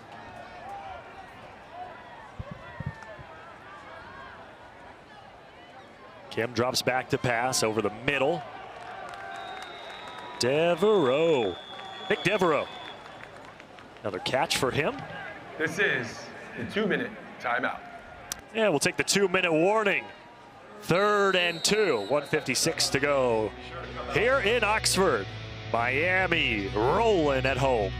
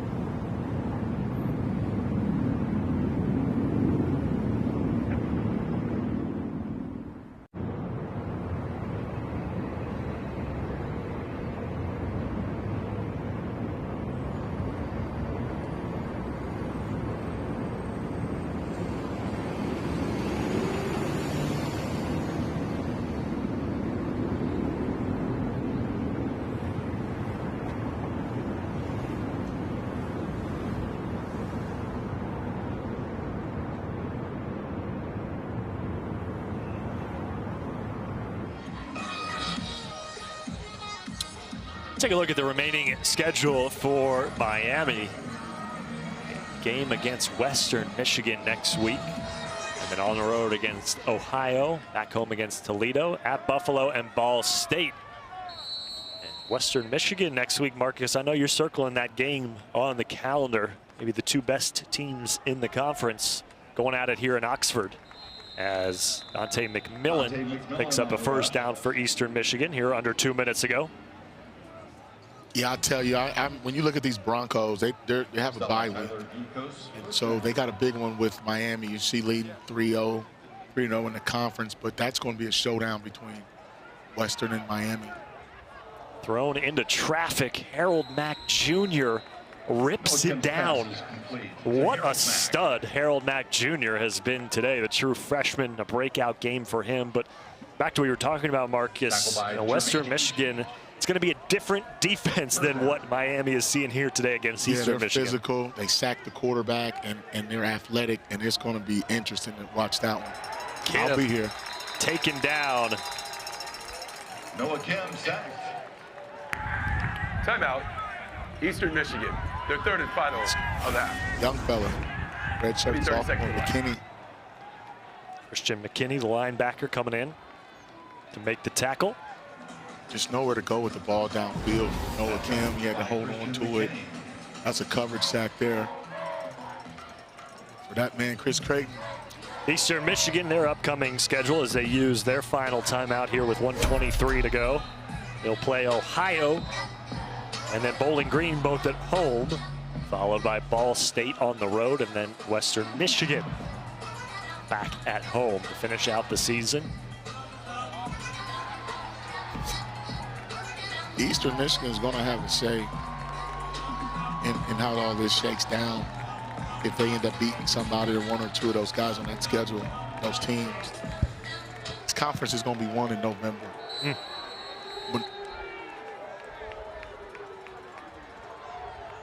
Eastern Michigan's offense at midfield. Kim to McMillan. Breaks the tackle. Yards after the catch for Dante McMillan. Still third down and long. 9 yards to go. Forced out by Brock Uline. 3rd and 8.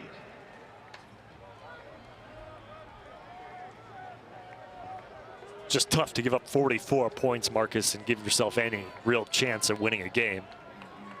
As inexperienced as Eastern Michigan is on both sides of the ball. Pass out of the reach of the intended wide receiver. I believe that was Joshua Long. And now 4th down and 9. Noah Kim, man, he came into this game leading the conference in pass yards. Did a fine job. He just had 2 throws that he probably wish he could have back. Yep. And this game could be a lot different.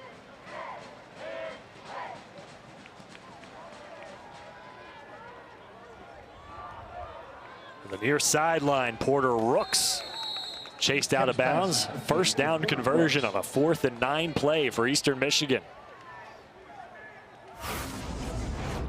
It's a long throw. When you have a quarterback that can make that throw from the far hash all the way outside the numbers, that's the area that Miami was vacating. Noah Kim was able to lock in with Rooks. Trying to get as much experience as they can. Eastern Michigan this year, the most first-time starters, 23 in all of college football. And a touchdown pass to Nick Devereaux as Noah Kim fires one in there to give some positive vibes to the Eastern Michigan offense at the end of this game. Yeah, and just watch the throw. I mean, he can defeat tight coverage, throw in the tight windows. Devereaux, man, is quietly becoming a guy for them. If you can put Harold Mack Jr., Devereaux, get Lockett back, you got some pieces there. I mean, offensively, Eastern has had a good season. 2nd touchdown of the day for Devereaux. Eastern Michigan going for 2. 2nd time they've converted a 2-point try. Joshua Long makes the catch. 44-30. 58 seconds left to go. Long is a big dude, man. Scored a touchdown last week. Just went up over people. 6'5". It's tough when the quarterback gets to scrambling for defenses because you want to chase people. You have to match routes. That time he just stood right there wide open. Joshua Long, sophomore, transferred over from El Camino College. part of the Community College League in Southern California, where he's from.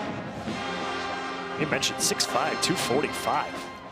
How do you wind up at community college if the skills that we've seen him show today, plus the size? Definitely a D1 player. He's definitely a weapon. Career high last week with 5 catches, 52 yards, second on the team coming in reception. So they definitely like to get him the football. A last-ditch effort here for Eastern Michigan. Dibert, the onside kick, bounces up, still loose. And did it go out of bounds? Yes, it did. Eastern Michigan had a chance at it. It was knocked out of bounds, and now Miami can go into victory formation. What are your biggest takeaways, Marcus, of Miami's performance here today? I thought it was very solid running the football. Obviously, Daquan Finn is who he is and who he's always been. When you got a quarterback like that, you can run the ball. But then defensively, they're going to have to tighten up a little bit. They gave up some big plays in that secondary. So, you know, 30 points is still 30 points. So when Chuck Martin watches this tape, he's going to have a message for that defense that, hey, but I was impressed with the ball control and the third down conversions. Daquan Finn leading the way. 159 yards in the air. It's a little shy of the 400-plus yard performances he's had against Eastern Michigan when he was a quarterback at Toledo. But either way, you put up 4 all-purpose touchdowns, 2 in the air, 2 on the ground.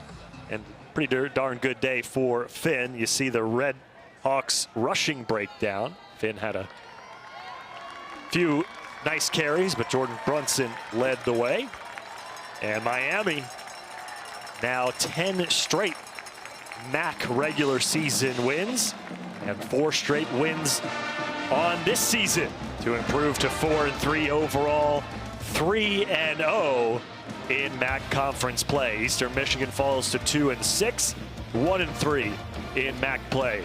We hope you enjoyed it as much as we did. A beautiful day here in Oxford, Ohio, as the Miami, Ohio Redhawks continue to roll as they pick up the home victory, 44-30. We thank our entire crew, our production team, our camera folks. Lindsay on the stats did a great job today.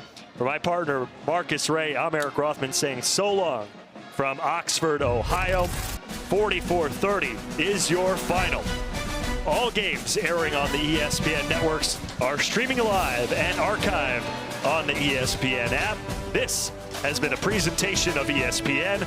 Enjoy the rest of your weekend, everybody.